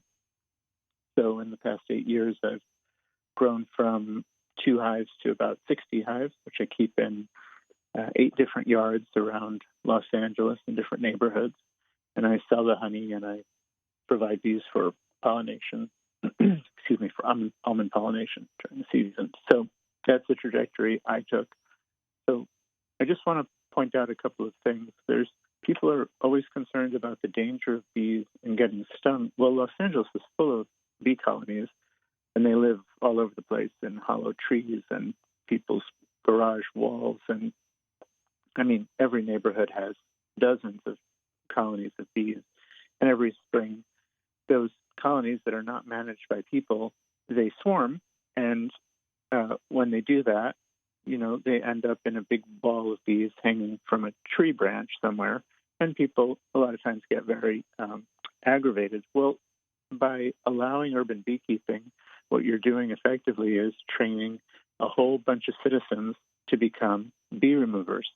And I can tell you that's exactly what happened to me. And it happens to everybody who keeps bees. As soon as you've kept bees for a year or two, you start getting calls from people who find out that you're a beekeeper, and it's your neighbors calling to say, we've got this swarm in our yard, what should we do? And the answer is, if you're a beekeeper, you just tell the neighbor to hold on for a couple of hours. You go over there with a ladder and remove the swarm of bees and take it away, and then you can put it in one of your hives. Or you can, deliver it to someone else in another area who's looking for bees. And so what people sort of seem to miss is that by allowing a certain number of people, and it's a small number of people who actually want to have a beehive in their backyard, but by allowing and encouraging urban beekeeping, what you really end up doing is eliminating a lot of bees feral bees from the community, from places where they're not welcome, because you've got this trained workforce that appreciates bees and we are always on the lookout for swarms of bees. And so that's basically what I wanted to say. I'll just throw in a quick thought about dogs and dog bites. I don't know how many dog bites there are in Glendale every year. Maybe nobody knows the exact number, but nobody really considers seriously banning dogs, even though we can all acknowledge people get bitten all the time by dogs. So, it's a matter of some common sense, some animal husbandry, being good neighbors, all that stuff. And beekeeping really, for me, really fits into that, sort of that same kind of world of regulation. And that's all I have to say. Thank you for listening. I'm going to hang up. Hello? Okay. Bye, everybody. Thank you, David. Chairperson, we do not have any more callers at this time. Okay, great. Thank you so much to the callers, and thank you for the emails that have come in. This is a very an issue that a lot of people are interested in and care about. So thank you for chiming in on the process. Do we have any questions or comments from the commissioners? Yes, I have a comment as well. Yes, please. Oh, Go ahead, Brenda. Oh, okay, thanks. So I've learned a great deal about urban beekeeping in the past month. At first I had reservations when I thought about, what if my next door neighbors likes to keep bees? And then I started educating myself, and the more I learned, the less concerned I became. In fact, I even visited Caller Simon's beehives today, and these are wild bees, and yet I was not the least bit concerned for being stung. In fact, I've never been stung in my adult life, and I have bees in my yard every time I'm out gardening, and so we've been able to live in harmony my whole adult life. And I'm glad that the city is considering following the lead of the county and nearly 70 other LA cities and considering allowing beekeeping in residential areas. And I'm confident that what began as a neighbor dispute that eventually escalated to city council will result in an orderly and balanced policy that relies on science and considers the environment while also considering our residents. So I would like to move that the commission recommends to city council that the Glendale Municipal Code be amended to permit residential beekeeping in single-family residential neighborhoods, with the conditions attached. My list is a little bit different than the one that was in the report, but I'll let everyone else speak if they like. But I don't know if I should read the whole thing and ask for a second, or if we just want to talk about this a bit more, and then I can do that. If I may, Commissioner, typically you have a motion and a second, and then you take discussion. Right. So, okay. So I'll finish my motion then. So, so obviously we're an advisory body. We can't, move to change the code. We can move to advise city council to change the code. So this is what I'm doing. And I would like to attach the following conditions to that the beekeepers register yearly with the LA County Agriculture Department, that they provide a constant water source, that they have movable frames on the hives so that they can be inspected and serviced effectively, and that they provide a 6-foot barrier surrounding the hives, whether it's vegetated or fenced, or if that doesn't work, then an 8-foot elevation above grade to decrease the potential for contact with neighbors. Essentially, what you want is when they leave the properties, they should be above head height of the adjacent properties. So it doesn't have to be, 10 feet in the air. It just has to be taller than a person to keep from being a nuisance. And also they should locate hives a minimum of 5 feet from the front, side, and rear lot lines, and 20 feet from public rights of way or private streets, and that there shouldn't be any in the front yard or visible from public rights of way. And they should also position the hives to minimize interaction with neighbors.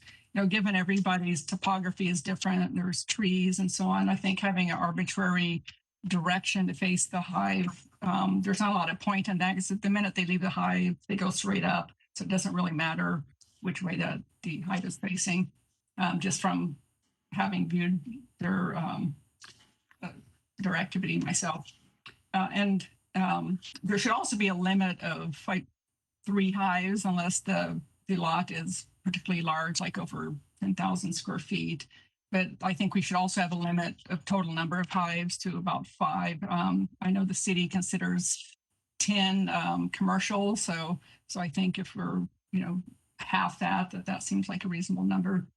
And they should also keep only the mellifera species. That's your basically that's Latin for honey. So we're talking honeybees, not bumblebees or carpenter bees or something like that.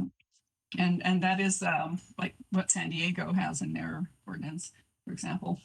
And we should also require an educational component, like a certificate from an online or in-person course indicating that they've had at least 6 hours of training. This would prevent people from just waking up one morning and deciding, to run out and buy a bee setup, like a person might get an ant farm or something, that they realize that there's, a lot of responsibility, and that they should know something about bee behavior and so on before they embark on something like this. And I think that would cut down on any nuisance complaints as well. And I checked on this in advance, and because beekeeping has been recently legalized, a lot of programs have sprung up that offer programs, free as well as paid programs, and there's some very good ones in the area, from what I'm told. And they should also work with the LA County Apiary Program Management to make sure that the conditions, like City Council should do this, so that the conditions that wind up being attached to this are reasonable and enforceable, since it's the county that would actually be handling the inspection program. And that's it. Sorry, it's a super long motion. Would any of the commissioners like that motion repeated? I copied down 12 conditions in shorthand because there is no second to the motion yet. We do have one more caller. I don't know whether you want to hear that now or hold on. Let's go ahead and hear the caller, just because we've been having technical issues, and then let's revisit Randy's motion request. Will do. Keith, can you hear me? Yes, I can. Okay, Keith, you have 5 minutes. You're on air of the Sustainability Commission. Thank you very much. My name is Keith Roberts. I'm the former president of the Los Angeles County Beekeepers Association. I'm also an entrepreneur and businessman, and I run bees myself. And I think that Glendale has an amazing community that loans itself well to protecting these extremely important pollinators. Santa Monica, Culver City, Los Angeles all have adopted beekeeping ordinances that the people enjoy, that the council has had success with. And so Glendale does not need to reinvent the wheel. All they need to do is just plug and play from their local partners, and all of the vernacular and details have already been worked out in between your surrounding cities. And so I really do hope that the council will follow the other communities that surround her and allow urban beekeeping. And I think it'll be good for the environment, for the people, and for the bees. So thank you very much for hearing me out, and take care of yourself.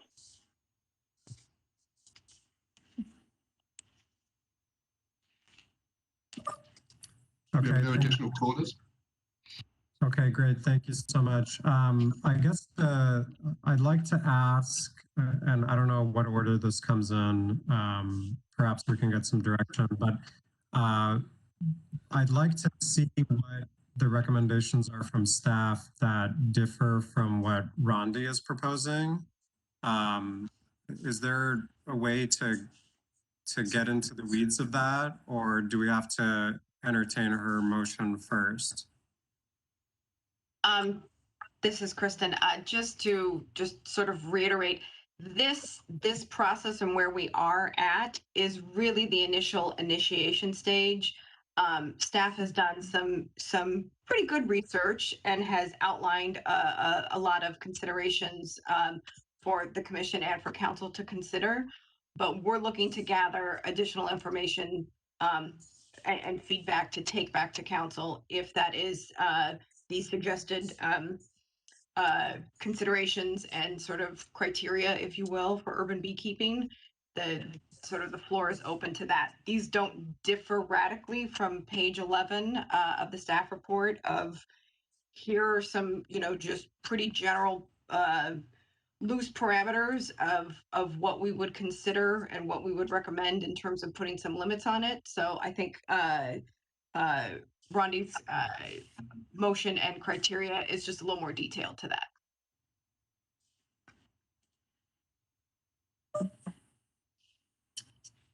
Yeah, I just borrowed from some of the what other cities were doing basically, and just got a little more specific about, they just said, limit the number of hives. I'm saying, about 3, unless it's over 10,000 square feet, and then 5, so, just to quantify it.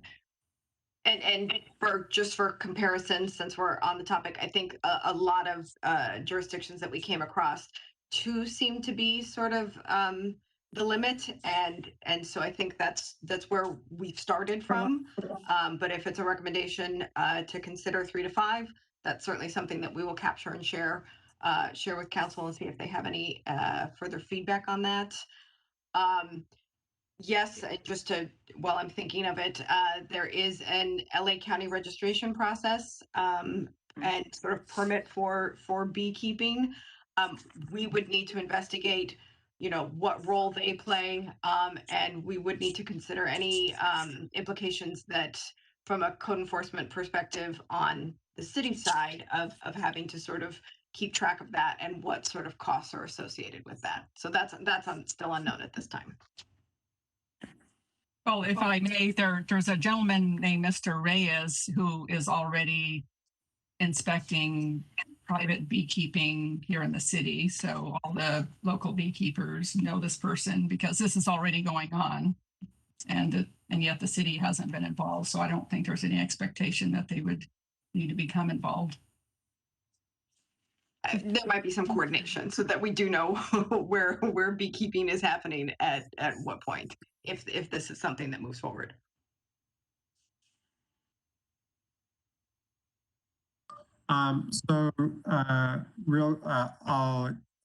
Real quick before you go, Jennifer, Julian, so do we second Rondi's motion simply to start a discussion about her motion and other considerations, or do we strictly take her motion first and then either approve or reject it and then move on to alternatives? There are several ways to handle it. What you've just described is that there could be, it could die for lack of a second. It could be seconded. You could have discussion. From that discussion, there could be, Commissioner Werner could amend her motion. a friendly amendment could be offered to the motion based on the discussion. A substitute motion could be made. So there are lots of ways that this could go, but typically when a motion is offered, you look for a second, and then there's discussion. But if there is no second, then it can't be voted on. So and that's why I offered up summarizing what the additional conditions were. The commission has the option of taking the motion as offered, amending that motion as I mentioned. So lots of things you could do. Okay, I may have a suggestion, but I want to make sure Jennifer has a chance to speak. Jennifer had her hand up. I'm happy to wait until there's a second, or do you want me to? I just had a couple points to follow up. Shall I go ahead? You know, for the sake of formality, I'll do this. I'll offer the second, so we move into discussion phase. And terminate with Randy's motion. So go ahead, Jennifer. Okay, just 2 points of clarification. This report seems to recommend this for single residences only, if I understood that correctly. But in Glendale, at least for trash collection purposes, small multifamily buildings with fewer than 5 units are also classified as single family. So I think we need to make that distinction. I think if you've got the owner's permission, if you are a tenant, I looked at Santa Cruz ordinance, for example, they do not preclude beekeeping on multifamily residential properties if the owner agrees and the other tenants have been notified. So since we have a lot of multifamily stock in Glendale, I would like to at least have that option on the table. I would think that would probably happen more in the small multifamily units, but I thought it might be helpful to include that. And then the second point is, it looks like the county registration fee is a very modest $10, but just could the staff make a recommendation if you want to layer an additional Glendale registration fee on top of that? That's still modest, so not to dissuade people, but also sufficient to cover any staff time. Particularly, it's unclear to me who does enforcement. Would this be the county that would continue enforcement, or would the city have to assume enforcement if there are complaints? So that was unclear to me. Thank you.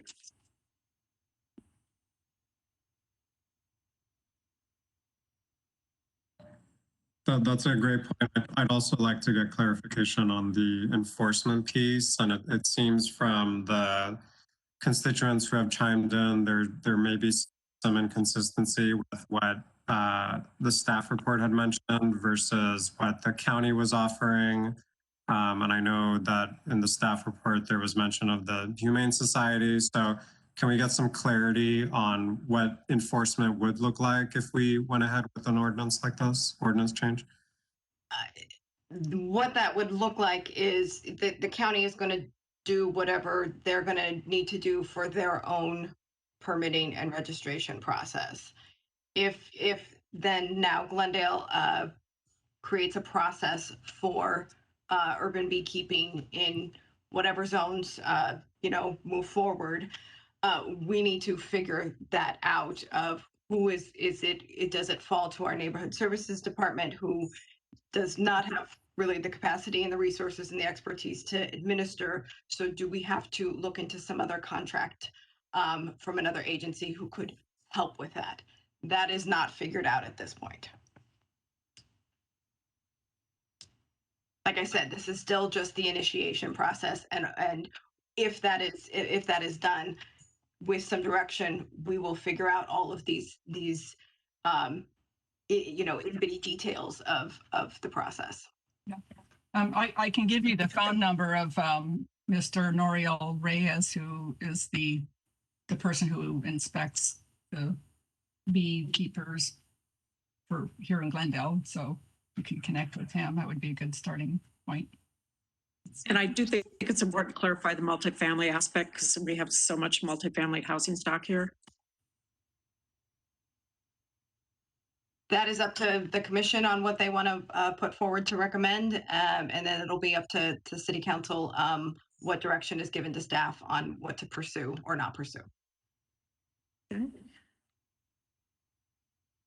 Any interest in amending the motion? Oh, I'm sorry. Hey, go ahead. Go ahead. I've been talking too much. Oh. Yeah, sorry, Chair. So real quickly, based on what I'm seeing and the comments, emails, and the phone calls, I counted about 25 or 26 people that had emailed and called. Pretty much all of them support this. Even with SEDA, her recommendation is to regulate it and not outright ban it. And so, that's the direction that I'm going. And I agree with pretty much everything what Rondi said, except, the 5, up to 5 or maybe more hives. I think I would limit it to limited, what other jurisdictions have done, which is 2. I think in one jurisdiction, was it Santa Monica? It said the 1 hive per 2,500 square foot lot. So with, at a maximum of 2 hives. The other thing that I wanted to bring to your attention and the staff's attention, which is somewhat related to this, but a little bit separate, is when I visited the special recreational site today up on Rancho San Rafael. They didn't have water. It wasn't well kept.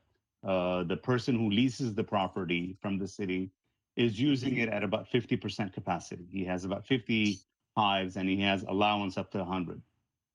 One thing that I would like to recommend to staff is, since he's not using all 100 hives, and the other sites are similar, they're not using the full capacity, we should open it up to what if a resident wants to keep bees, but they live in a multifamily dwelling, and their building doesn't allow it or their situation doesn't allow it.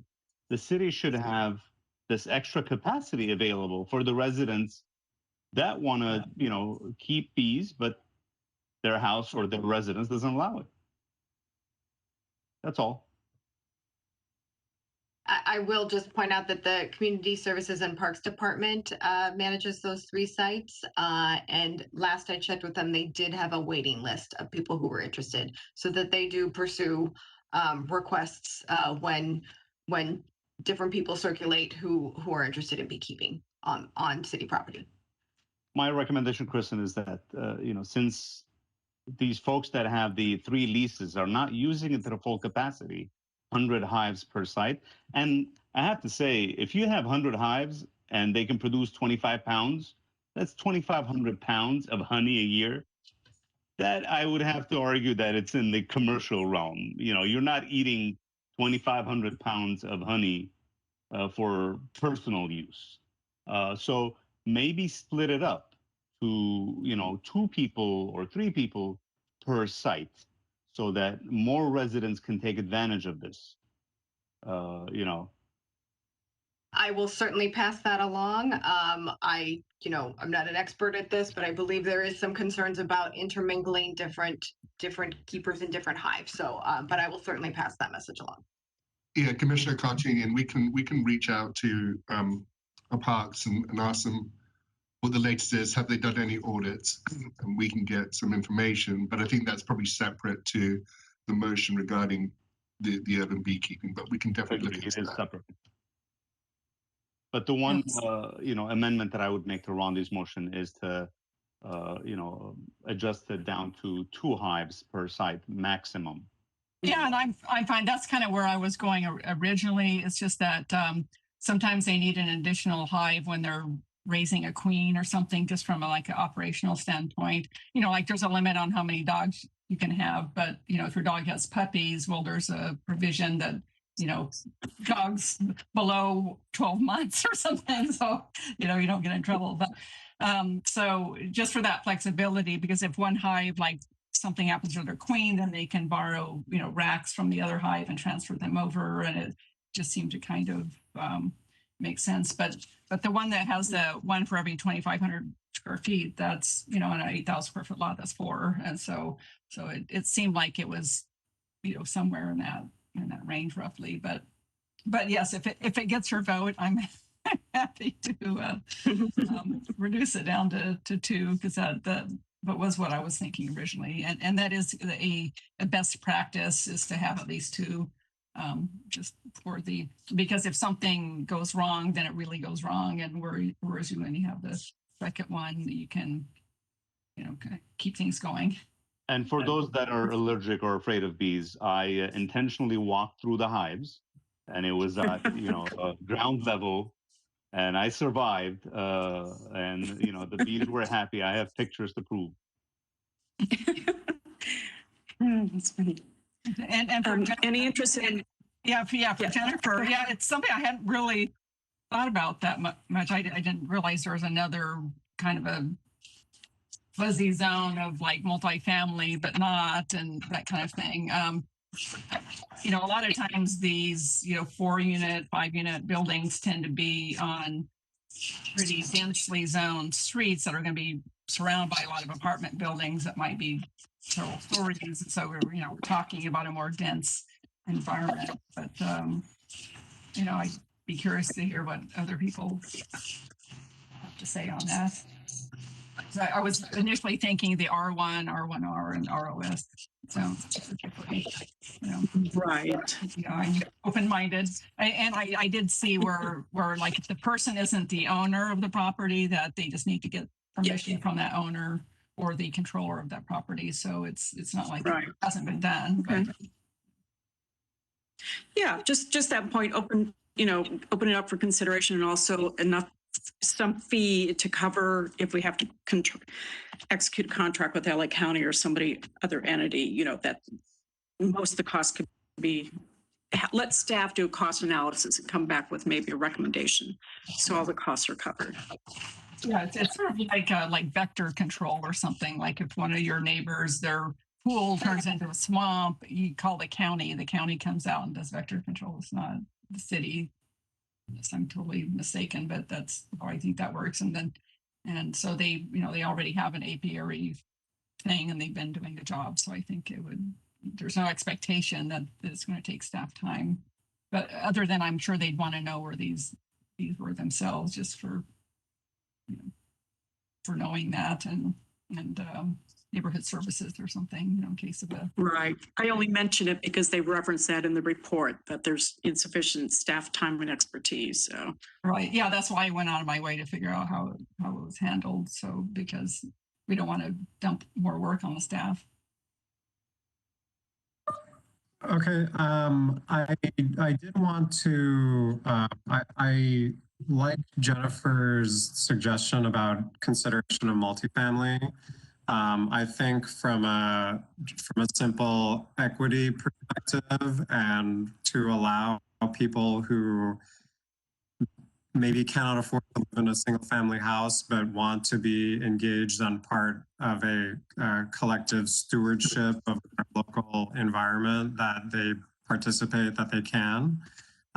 So I'd like to, maybe planning staff can let us know if there is a particular or reason why we would exclude multifamily, or if that's just something that other cities have done. Is there more rhyme or reason to this other than I don't know why I'm asking.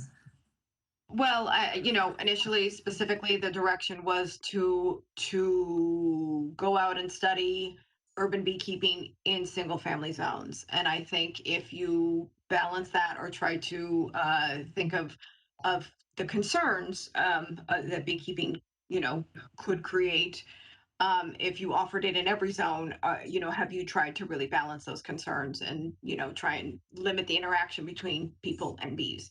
So, if that's what you consider rhyme and reason, that's what it is. Okay. I have no objection to that too. And we could even put in it as a recommendation to maybe think bigger and look into the smaller multifamily zones. Yeah, I mean, it's something that I think that I would be inclined support. There are lots of apartment buildings, condo buildings that have rooftops, and perhaps those are perfect candidates for locations for beehives. So I just want to make sure that we're not excluding a segment of the population that historically and chronically we exclude from all sorts of allowances in the city simply because of the type of building that they live in. That be considered as part of this ordinance. So that would be my recommendation, perhaps as part of Rondi's motion, if we're inclined to go in that direction. May I ask a point of clarification, or at least for the group to consider? If you're thinking broadly to multifamily zones, would you cross that barrier into more commercial zones that allow mixed use, which with a combination of residential and commercial? You bring up a good point. I don't know if I have a specific recommendation along those lines. I would just ask that staff look into it. I think, if we're going to take this incrementally, for right now, the issue at hand is single family R1s. So let's address that. Let's, test that out for the next year or so. If the experience is pleasant for the residents in the city, we might look at expanding it. Or for right now, let's try to test what we have and see if it works. Because my guess is we're going to have some kinks, whether it's county, who's going to inspect it, what happens if the resident doesn't, the lot itself doesn't allow 5 feet, it only allows 3.5 feet, or whatever it is. So let's test it out with the residential single family properties, and then we can take it in the future. But the suggestion that I made to the staff in terms of opening up or splitting the special recreation sites might address the equity issue that you brought up, Chair. Yeah, I think they're having started the community gardens here in Glendale. It is a great benefit for folks to be able to access resources like that. There are maintenance issues with not having something as accessible as your backyard that you can keep an eye on a daily basis. So, and that might be the reason why the beehive that you visited in a special recreation zone is not doing so successfully. I don't know, but we definitely have that experience with our community gardens, and people, because they're not physically there and seeing it on a daily basis, can't maintain their plots properly. So maybe as a compromise, we can consider allowing, let's bleed into the multifamily zone a little bit. I don't know if, I'm not intimately familiar with the different zones in the city, but the next tier above single family, I don't know, low density multifamily, maybe that could be included as part of a future ordinance. But I'm weary of saying that we're going to test something out and revisit it later. I don't know that City Council is going to want to open up a can of worms again a year from now. So if we're going to do this once, which I assume is what is going to happen, we should be as inclusive as possible, is my general theme here.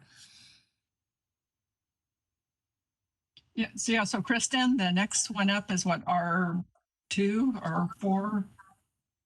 The multifamily zones range from R3050 to R1250. So there's 4 multifamily zones at differing levels of density.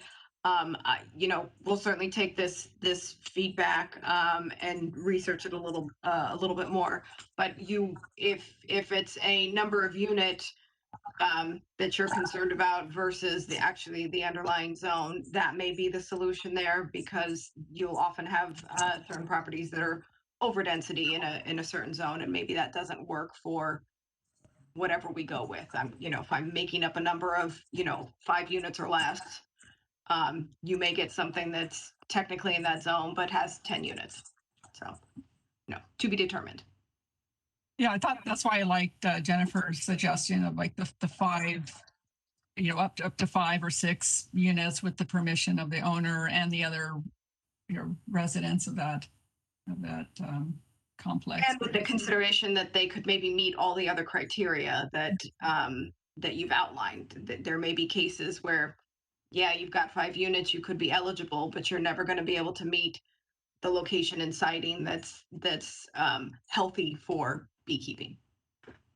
It goes the other way where you're in a multi-family zone, but there's a single family house. That's how it's developed. And that's how our ADU ordinance works a little bit. It's like, what's actually there versus your zone. And again, this is just a suggestion to council that, so our recommendation could just be simply to explore, other, non-single family, up to 5 or 6 units and see if that's feasible, while we're at it, not as a, all or nothing sort of situation. We'll certainly capture this sentiment in the summary. Great, thank you. Do we have any other commissioner comments or questions? So Jillian, I don't know how you do it, but do you want to take a stab at summarizing Rhonda's motion with all these considerations in mind? Yeah, I can jump in as needed. Yes, sure. Thank you, Mr. Chair. So what I captured was this motion by Commissioner Werner that first, that the beekeeper be registered yearly, and that may be with LA County, I believe is the registration organization right now. I'm seeing head nodding from Kristen. 2, to provide a constant H2O source, a water source for the hives. Number 3, hives must have movable frames. Number 4, that there be a 6-foot barrier around the hives, or that the hives be located at elevation of 8 feet above grade. Number 5, to locate the hives at a minimum of 5 feet from the lot lines.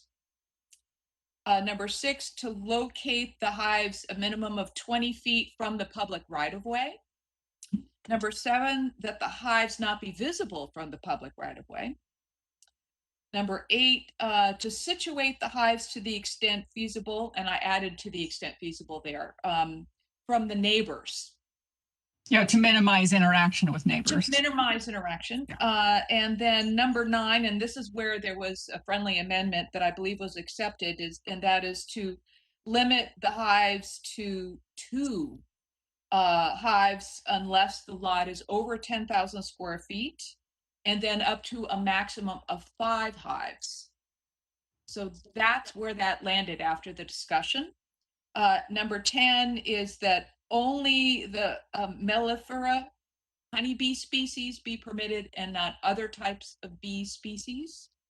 11 would be to require a certificate of training that is represents at least 6 hours of training from a qualified apiary program.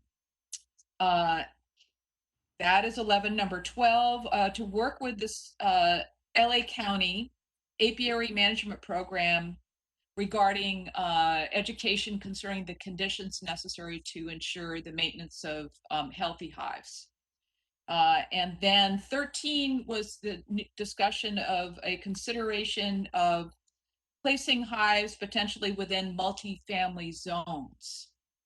So I left that kind of broad because there are many types of multifamily zones. And as Kristen had indicated, some of the zones are built not to full density.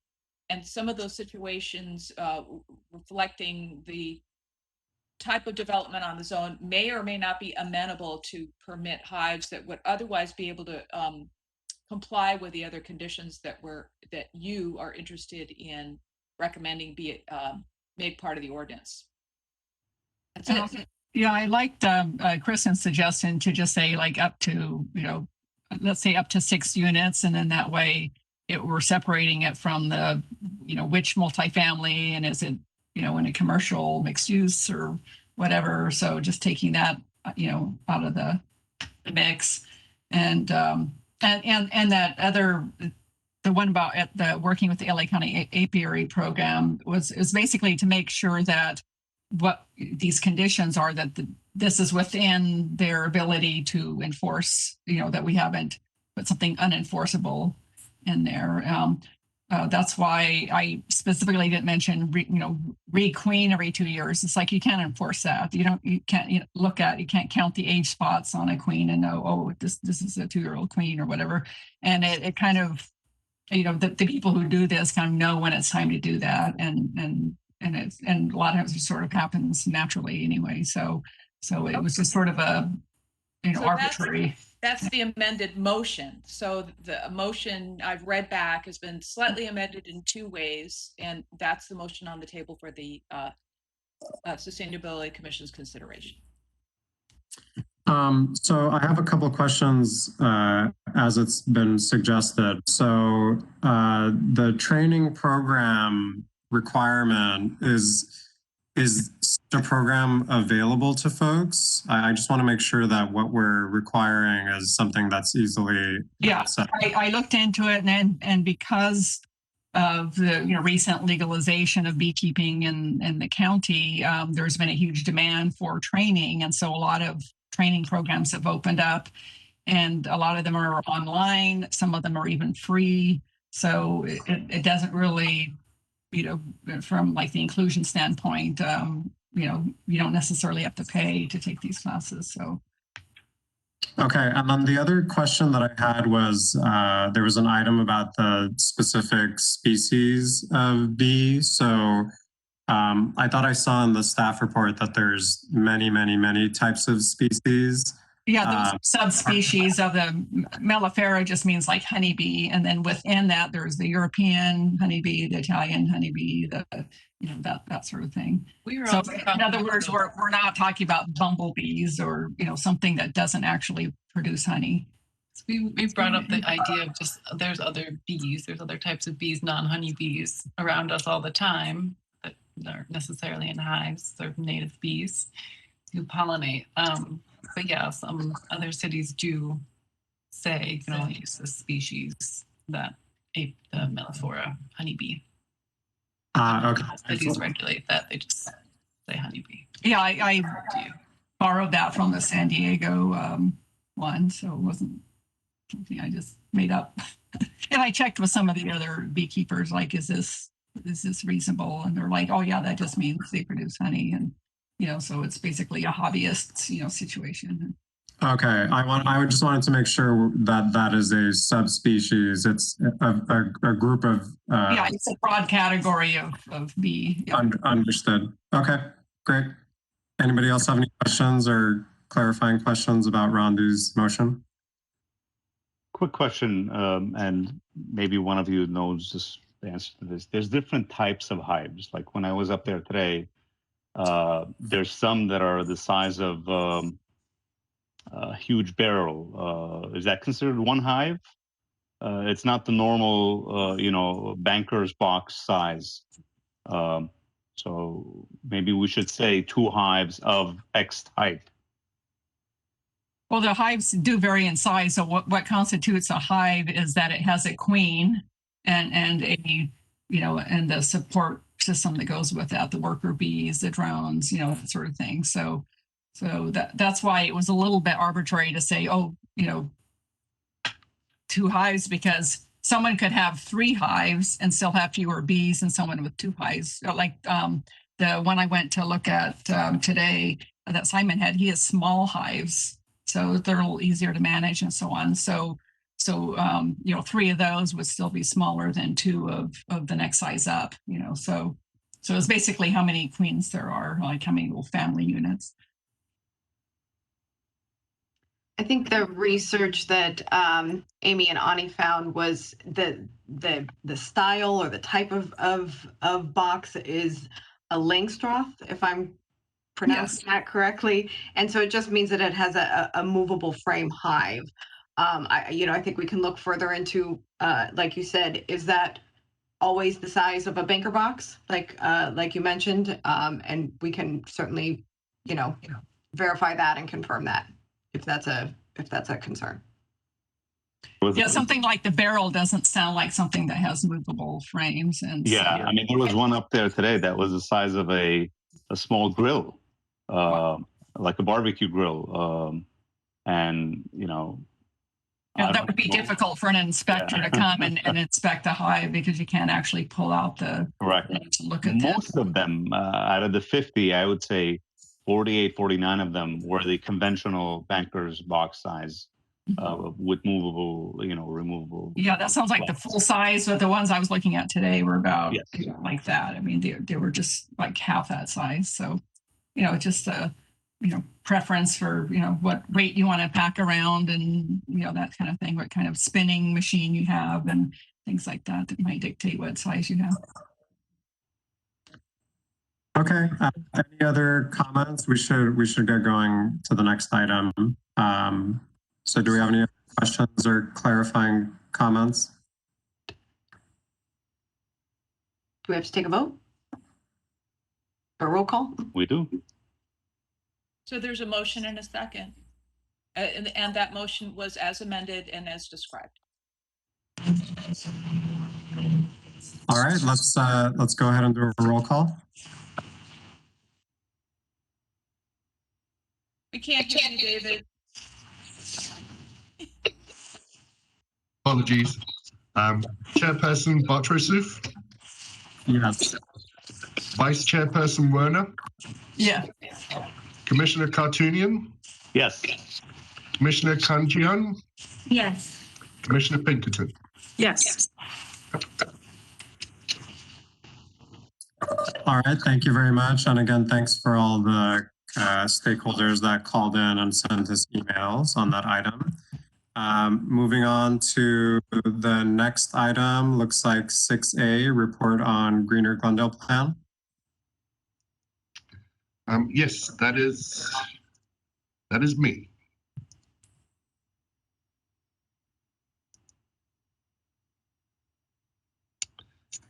Can you see my screen? Can you see the presentation? No. Not yet. No, not yet.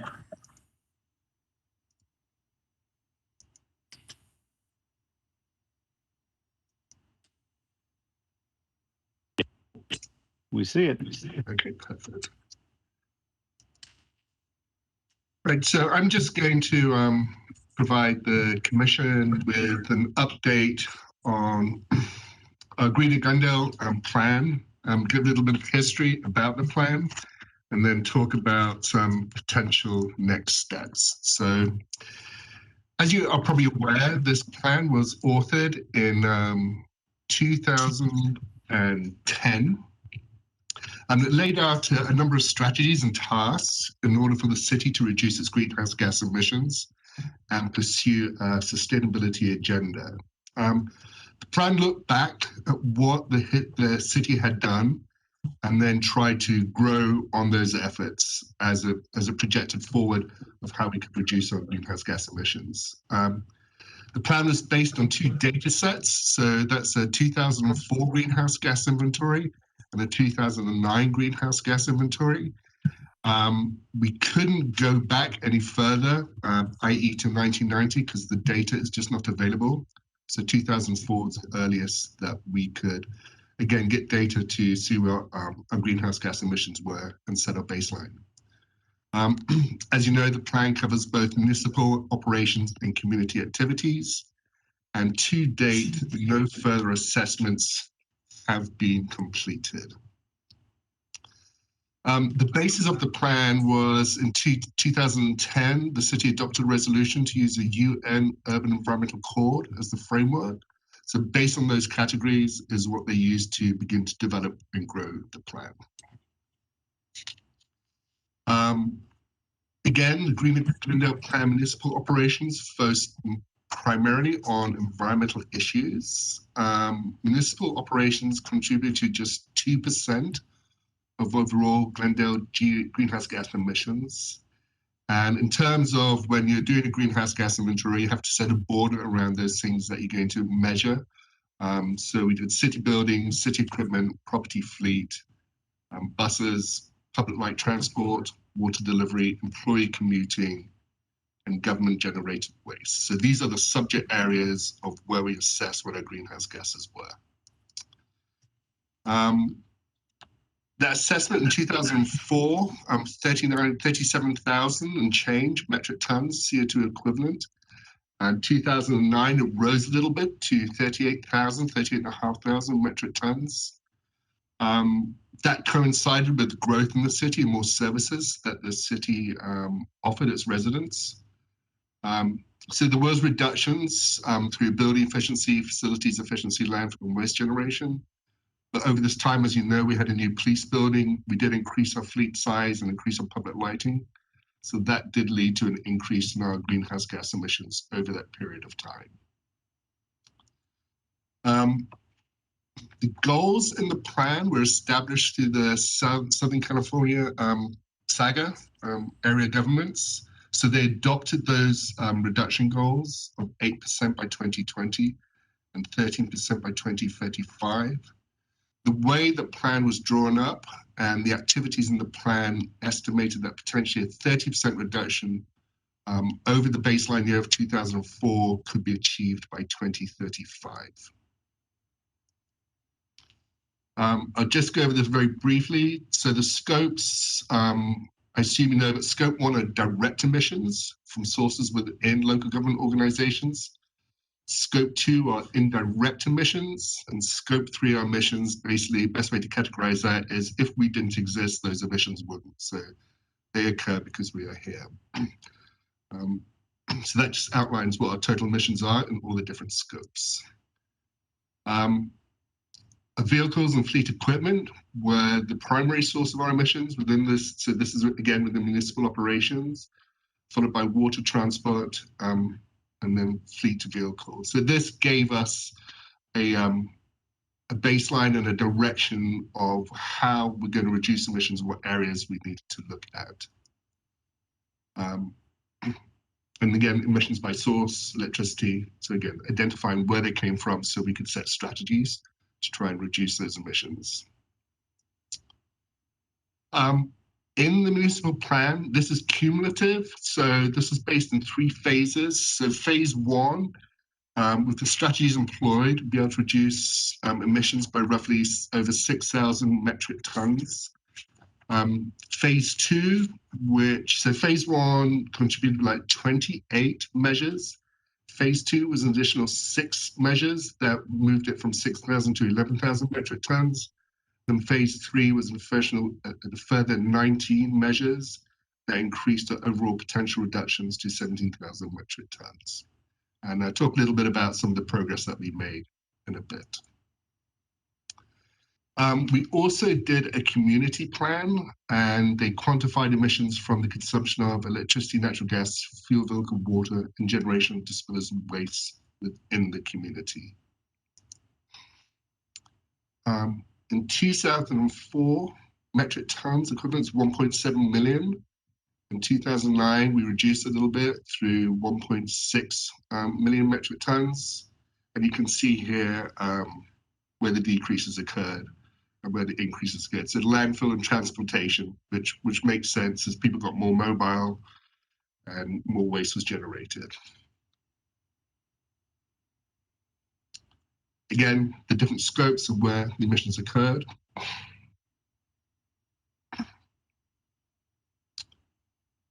Commercial, industrial energy and residential energy were obviously the primary sources, and then transportation too, are the big sources that make up that 1.7 million metric tons.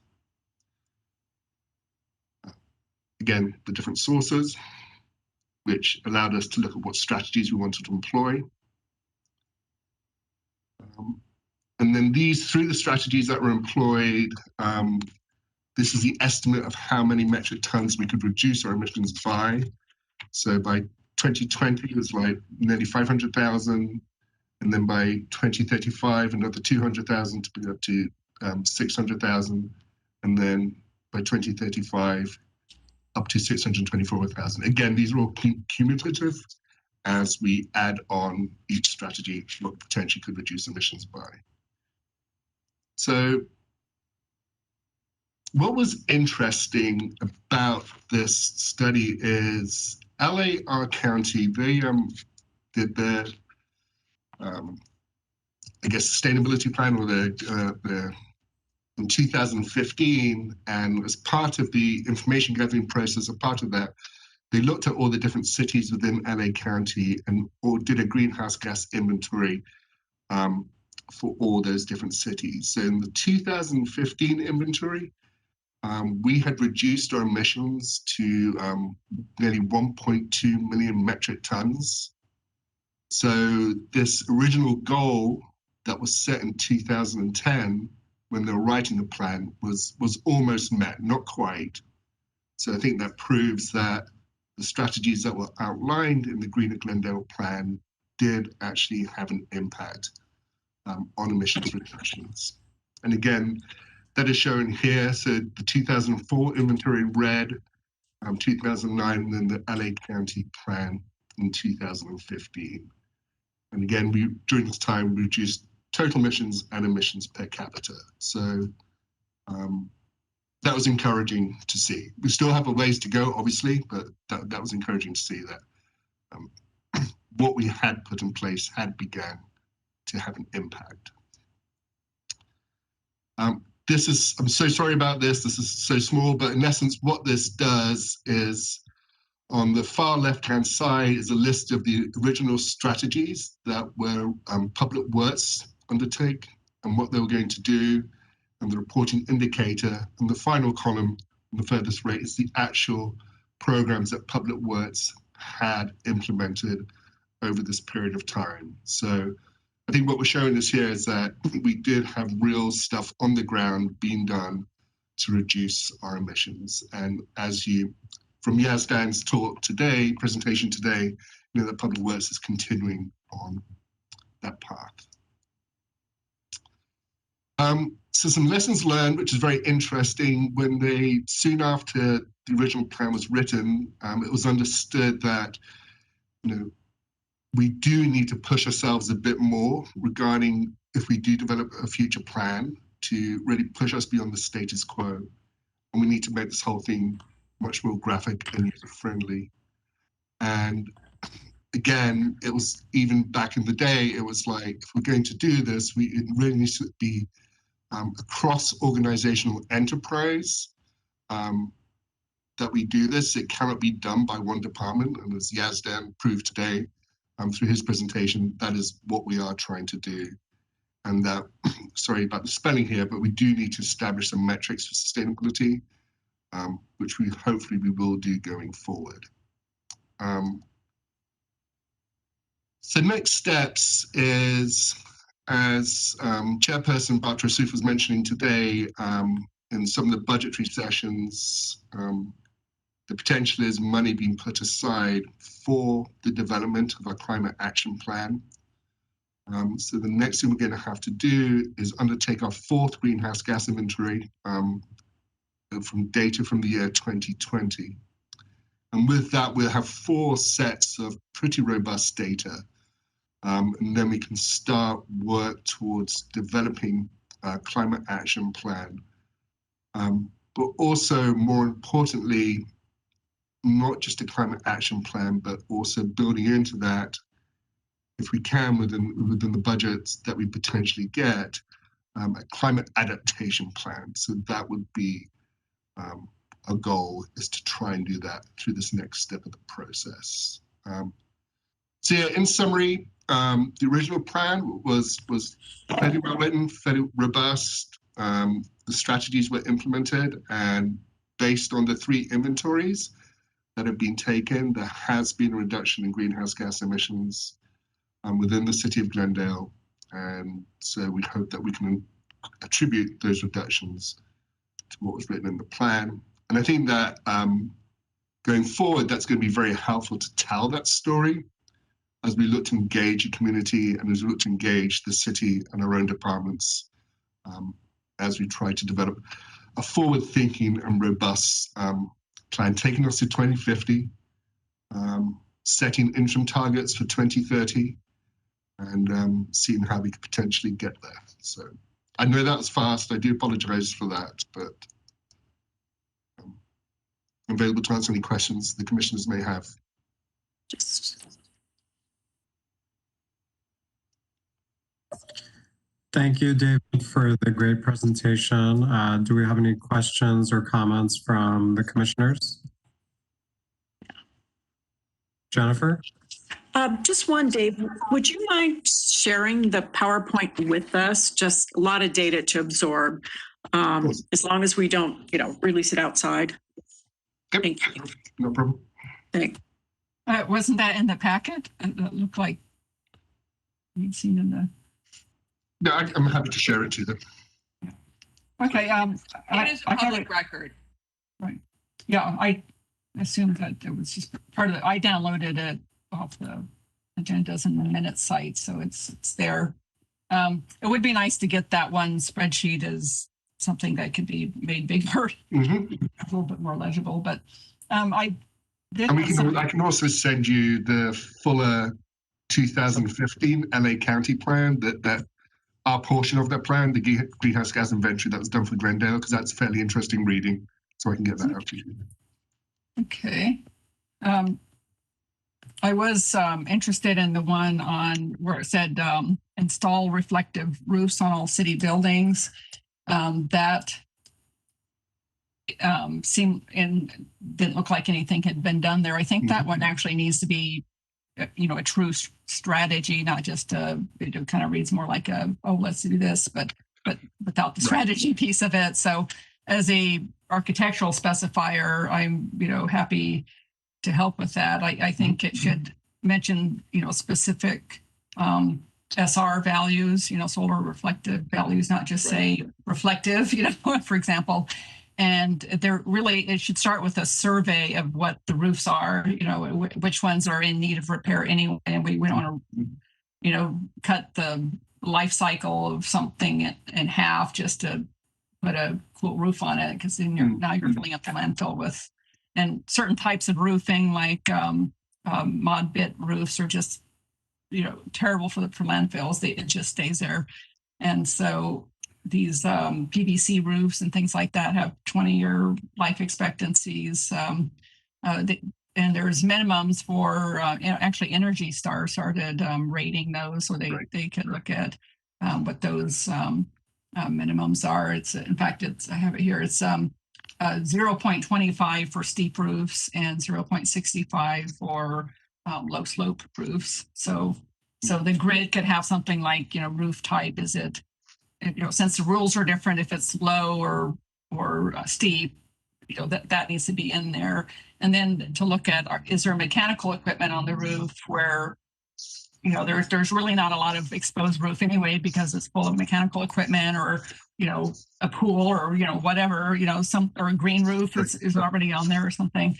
And then also, since there's also a plan to put solar on a lot of the city roofs, we need to be sequencing that properly, so they don't put a bunch of solar up and the next day the roofers come, and then have to take it all down, obviously. So I just sensed a lack of communication among some of the teams as far as like what information needed to be captured. So some things went uncaptured, so that way, we don't actually know what the impact was and that sort of thing. So I think there could be just some kind of,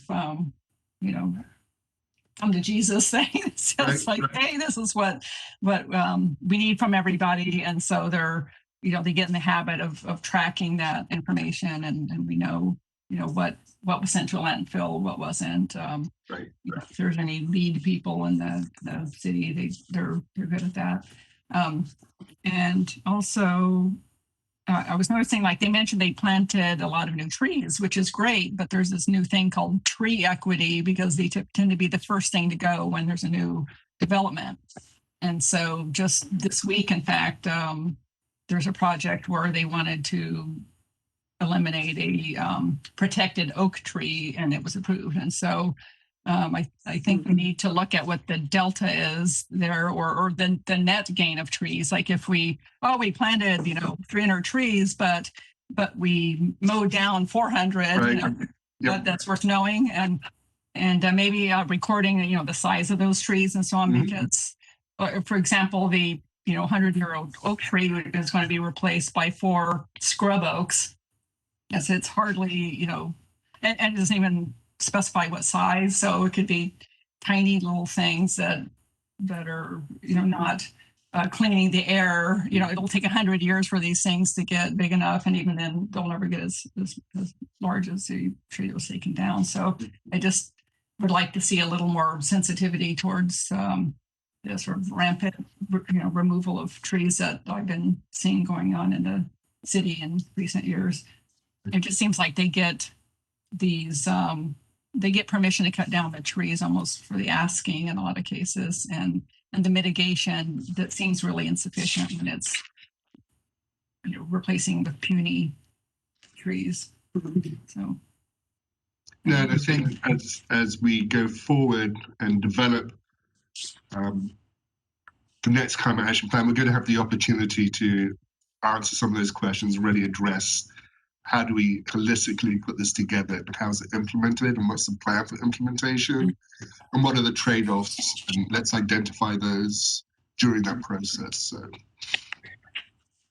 as right now, if something's not on that very small list of protected trees, it just doesn't matter. It doesn't even have to be mentioned in the application, you know, to build that I know of. And so, and there's not a lot of meat in the landscaping requirements as well, as far as like, you know, really detailed landscaping plans and so on. So I think there's some area for improvement in there. Thank you. All right. Any other commissioners? I believe Jennifer has her hand up. Okay. Can I go ahead, Alec? Are you? Oh, yes. Sorry, I'm not as formal. Yeah, just go for it. I'll jump in. Okay. I don't need it, David. I don't need you to send this to me. I neglected to download it off the agenda. Just Rondi's comments spurred a couple thoughts. For implementation, landfills obviously are going up as a, you know, anthropogenic source of GHGs. Are we planning for waste characterization of Shoal Canyon? Because that's a really good way to find out what you're throwing away and what that is being disposed should have been diverted through, you know. Second one, do we have a tree inventory for Glendale? And then the third question, I think it was slide 16, there are tonnages associated with paper products. Is that the purchase of paper products? Is that like an indirect emission from the manufacturer and transport? I've just never seen paper products called out like that in a GHG inventory. I believe it was a purchase, but I will clarify that point and get you that information. Okay. Yeah, that's just haven't seen it done that way. So those are my only comments. Thank you. Any other commissioner? I did have one other one, but I didn't want to like talk all day. But yeah, I mentioned this briefly to David before, but and seeing it on this grid reminded me. But the strategy E6A were about replacing streetlights with LED lamps, and then their response was, "Well, we're not responsible for those. We do traffic lights." So what I would like to, you know, and they said it's GWP. So I'd like to see from GWP is that light schedule. It shows, you know, what types of lamps go with what types of light fixtures, and what those bug ratings are, what the, you know, temperature values are, things like that, because there has been concern. I know here in Adams Hill about, you know, they read that they're going to be relamping. They're like, well, what do these new lights look like? Are they going to have a lot of glare? And you know, is the temperature of it going to look really unnatural and that sort of things? You know, people are about that, and there should be some kind of, I think, public input on that. And I didn't get anywhere when I tried to look into it. So hopefully this commission will have better luck. I had a couple of questions, David. Mentioned with the greenhouse gas inventory. So the city has done its own in the past, and the county has done its own for our city. My question is this like a true apples to apples comparison? Are all of the metrics and the methodology the same so that we're getting this true comparison over time between the agencies? Right. I'm going to say probably not. The methodology done by the LA County would be different. So part of the scope of work for the 2020 greenhouse gas inventory will be to look back at all those three inventories, so we are able to have that apple-to-apples comparison. So part of the climate action planning process will be having consultants assist us with the 2020 GHG, so we can, because that's the first thing that came to mind. Okay, perfect. And then what is the timeline for that 2020 inventory to be done versus in addition to when we anticipate a climate action plan? So as the city manager mentioned the other day, once the budget gets approved, we will be then start the process of writing the RFP.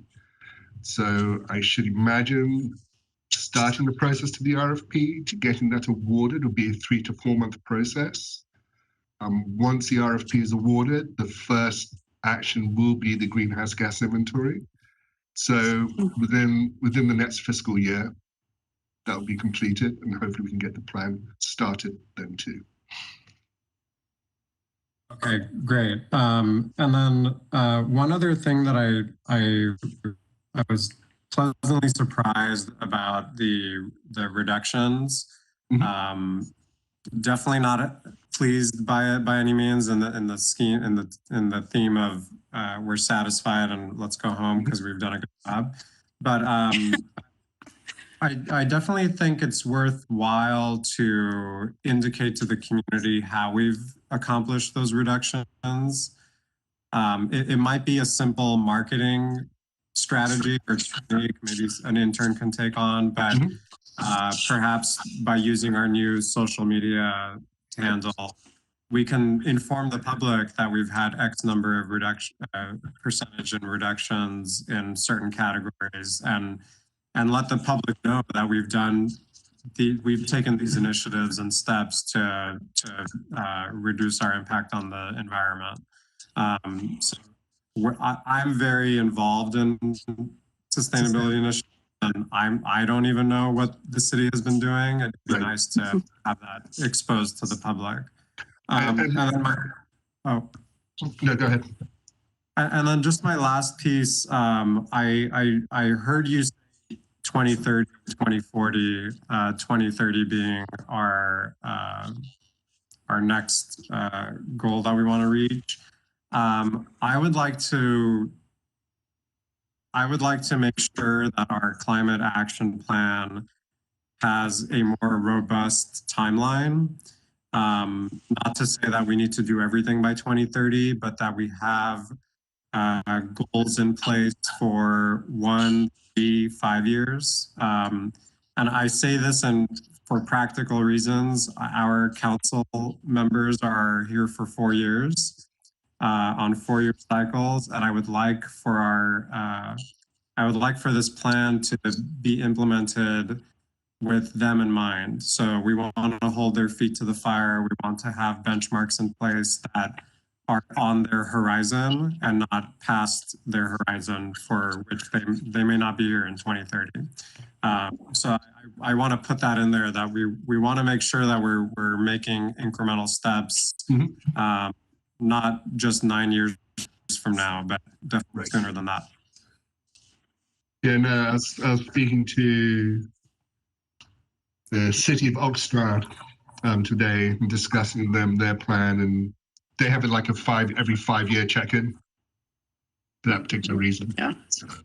And sorry, I just wanted to mention quickly to the commission that we have reorganized the website with all our sustainability initiatives to make it much more reader friendly. So again, I'll get you that site so you can take a look at it. Well, you may have already done so, but we tried to bring information from Public Works, from GWP, all together to a central point. So we do have that and have been doing that, and we are updating that as we go along. So I just wanted to. Right. If I could toss something in to David to follow up with Alex said about important to tell the community what we're doing. I worked on an LA CAP years ago, and one of the things we did was we talked about developing icons for each of the different areas so people can just skim very easily through the report, look for the transportation icon or the trees or, something like that. And I think you want something as simple to read as like the power content label. It would be great if you could kind of do a roll up summary of, initiatives taken and what the benefits, or what the GHG reduction benefits were of those. But I'll leave it to you to obviously flesh that out. But I think something, with some icons, I think is helpful. Agree. Thank you.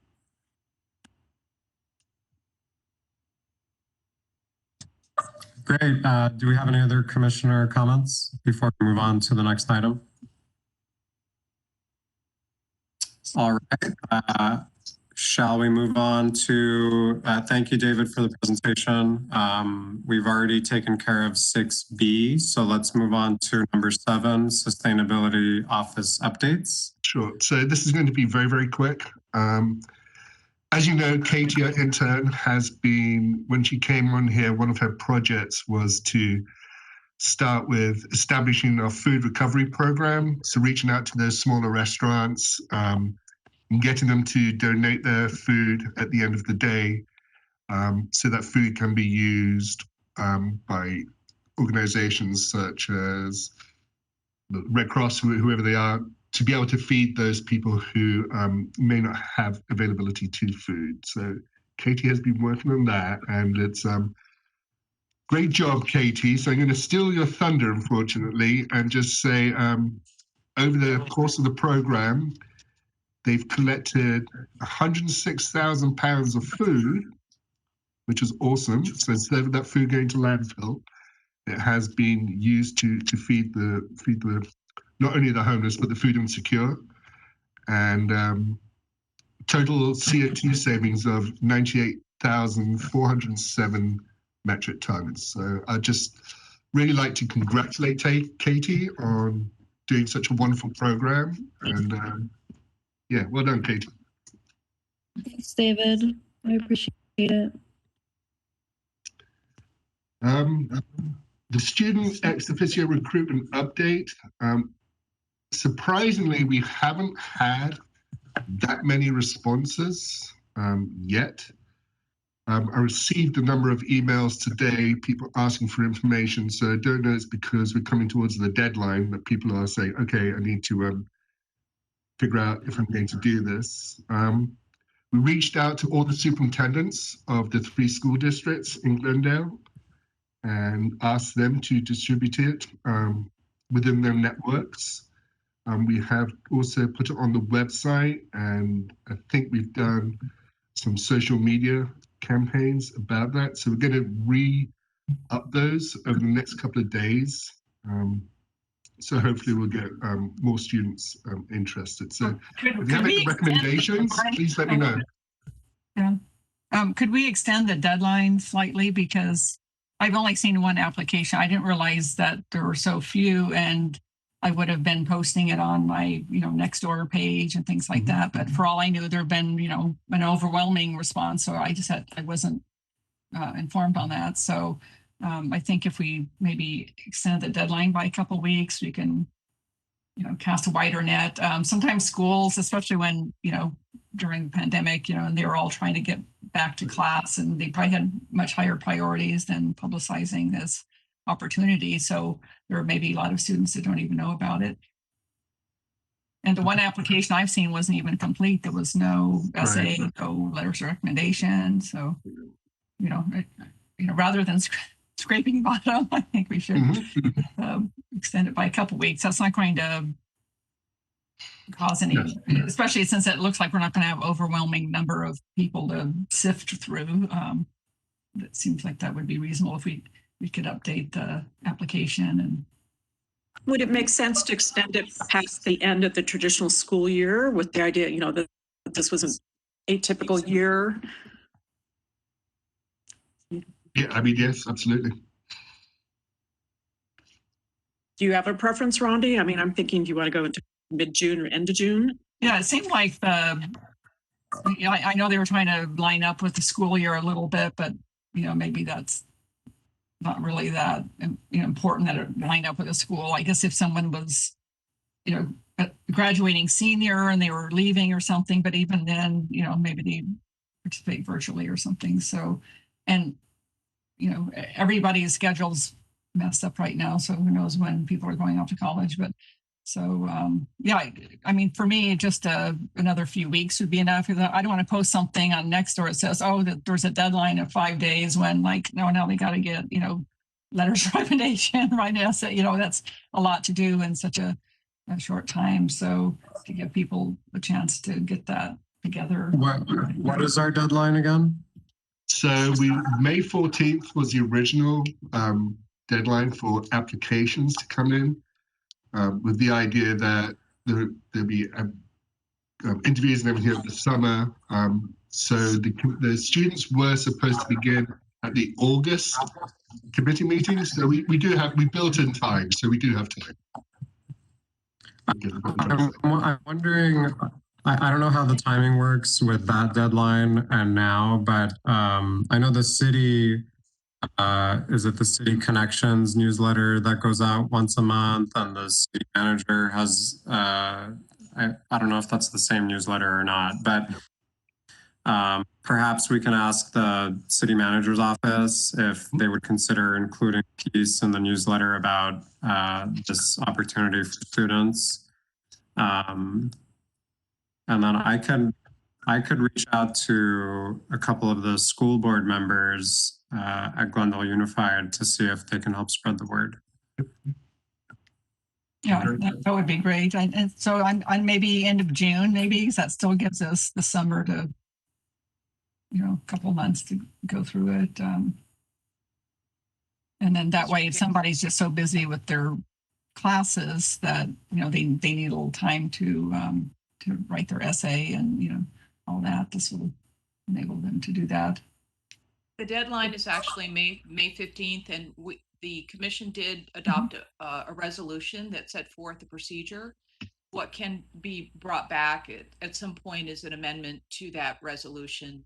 And perhaps what the commission might want to consider at that time, since this is not an agendized item to take an action on, is instead of setting a firm deadline, or as soon thereafter within the discretion of the commission, or something like that, to handle situations like this where it was unanticipated, but there weren't as many applications as the commission would like to see, and to give more flexibility. So we'll bring that back at a later time. Okay, so we would continue to promote with the existing deadline, and should we come around in June and not have sufficient applications, we could bring something forward at that point? Yes, absolutely, yes. Yeah, so for now, we can change the date to June 30th, and then put that back out there, and we all kind of pitch in and start socializing it among our networks. Is that what you're saying, Jillian, that we can't do that this time? It would have to be the next meeting? You set a policy by adopting that resolution. And so what you want to do now is modify that policy. You can't take a formal action on it at this moment in time, and that's fine. You can continue to accept applications and promote for the applications. So the next time we come back, we'll bring back some amended language that gives more flexibility to the commission to extend the timeframes. Okay, and that includes our ability to decide in June whether or not we want to accept applications that have come in after the May deadline? That's correct. Yes, because it is just a policy. Okay, so why don't we just move forward with promoting the existing deadline as much as possible? It's a week away. Right. I mean, we can't change it right now, so let's hope for the best. And if we need to taken other applications at a later date, we can do that for the month of June. Yeah, and had I known there was only one applicant, I would have agendized this, but I was having trouble getting updates. And perhaps you will receive a requisite number of applications by May 15th. I think high schoolers are probably a little busy right now preparing for David, quick point of clarification. You mentioned that you notified the 3 superintendents. Did you mean to say the 3 principals and the superintendent? No, the superintendents of the school districts. Okay. Don't we have just one school district in Glendale? Sorry, so the one superintendent and then the 2 principals. Yes, you're correct, sir. Sorry. Oh, okay. Okay. Should we move on to the next item?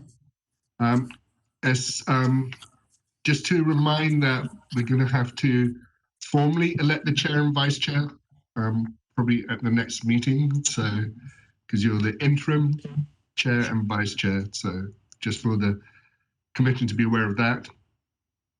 And then the final item was at the city council meeting of Tuesday last, we presented the Race to Zero program. The City Council has asked the Commission, the Sustainability Commission, to look into the Race to Zero program and make a recommendation to City Council. So we need to agendize that at your next meeting. And that is it.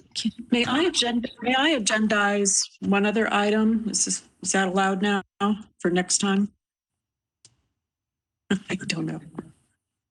Is Jillian with us? You would need a second to that. So you need to have 2 commission members who support having staff place it on a future agenda. So I can introduce it now and then need a second? Look for support to have that placed on a future agenda. That's correct. Yes. So what I would like to agendize, if I'm understanding this correctly, is we're getting reports from different departments about their work that connects with the Sustainability Commission. I believe the city's undertaking environmentally preferable purchasing, but I believe it's a cross-departmental task force. So I would like to see a report as far as their activities also. Second. So, okay. Thank you. Okay. Technically we've moved on to number 8 at this point, right? New business? Yep. Would be 8 would be new business. There's no new business on the agenda. And so you would move to number 9, and that's a motion to adjourn. Okay. At which point would Jennifer's introduction to a future motion have been appropriate? Would that usually have taken place under staff comments or board member comments? Yes.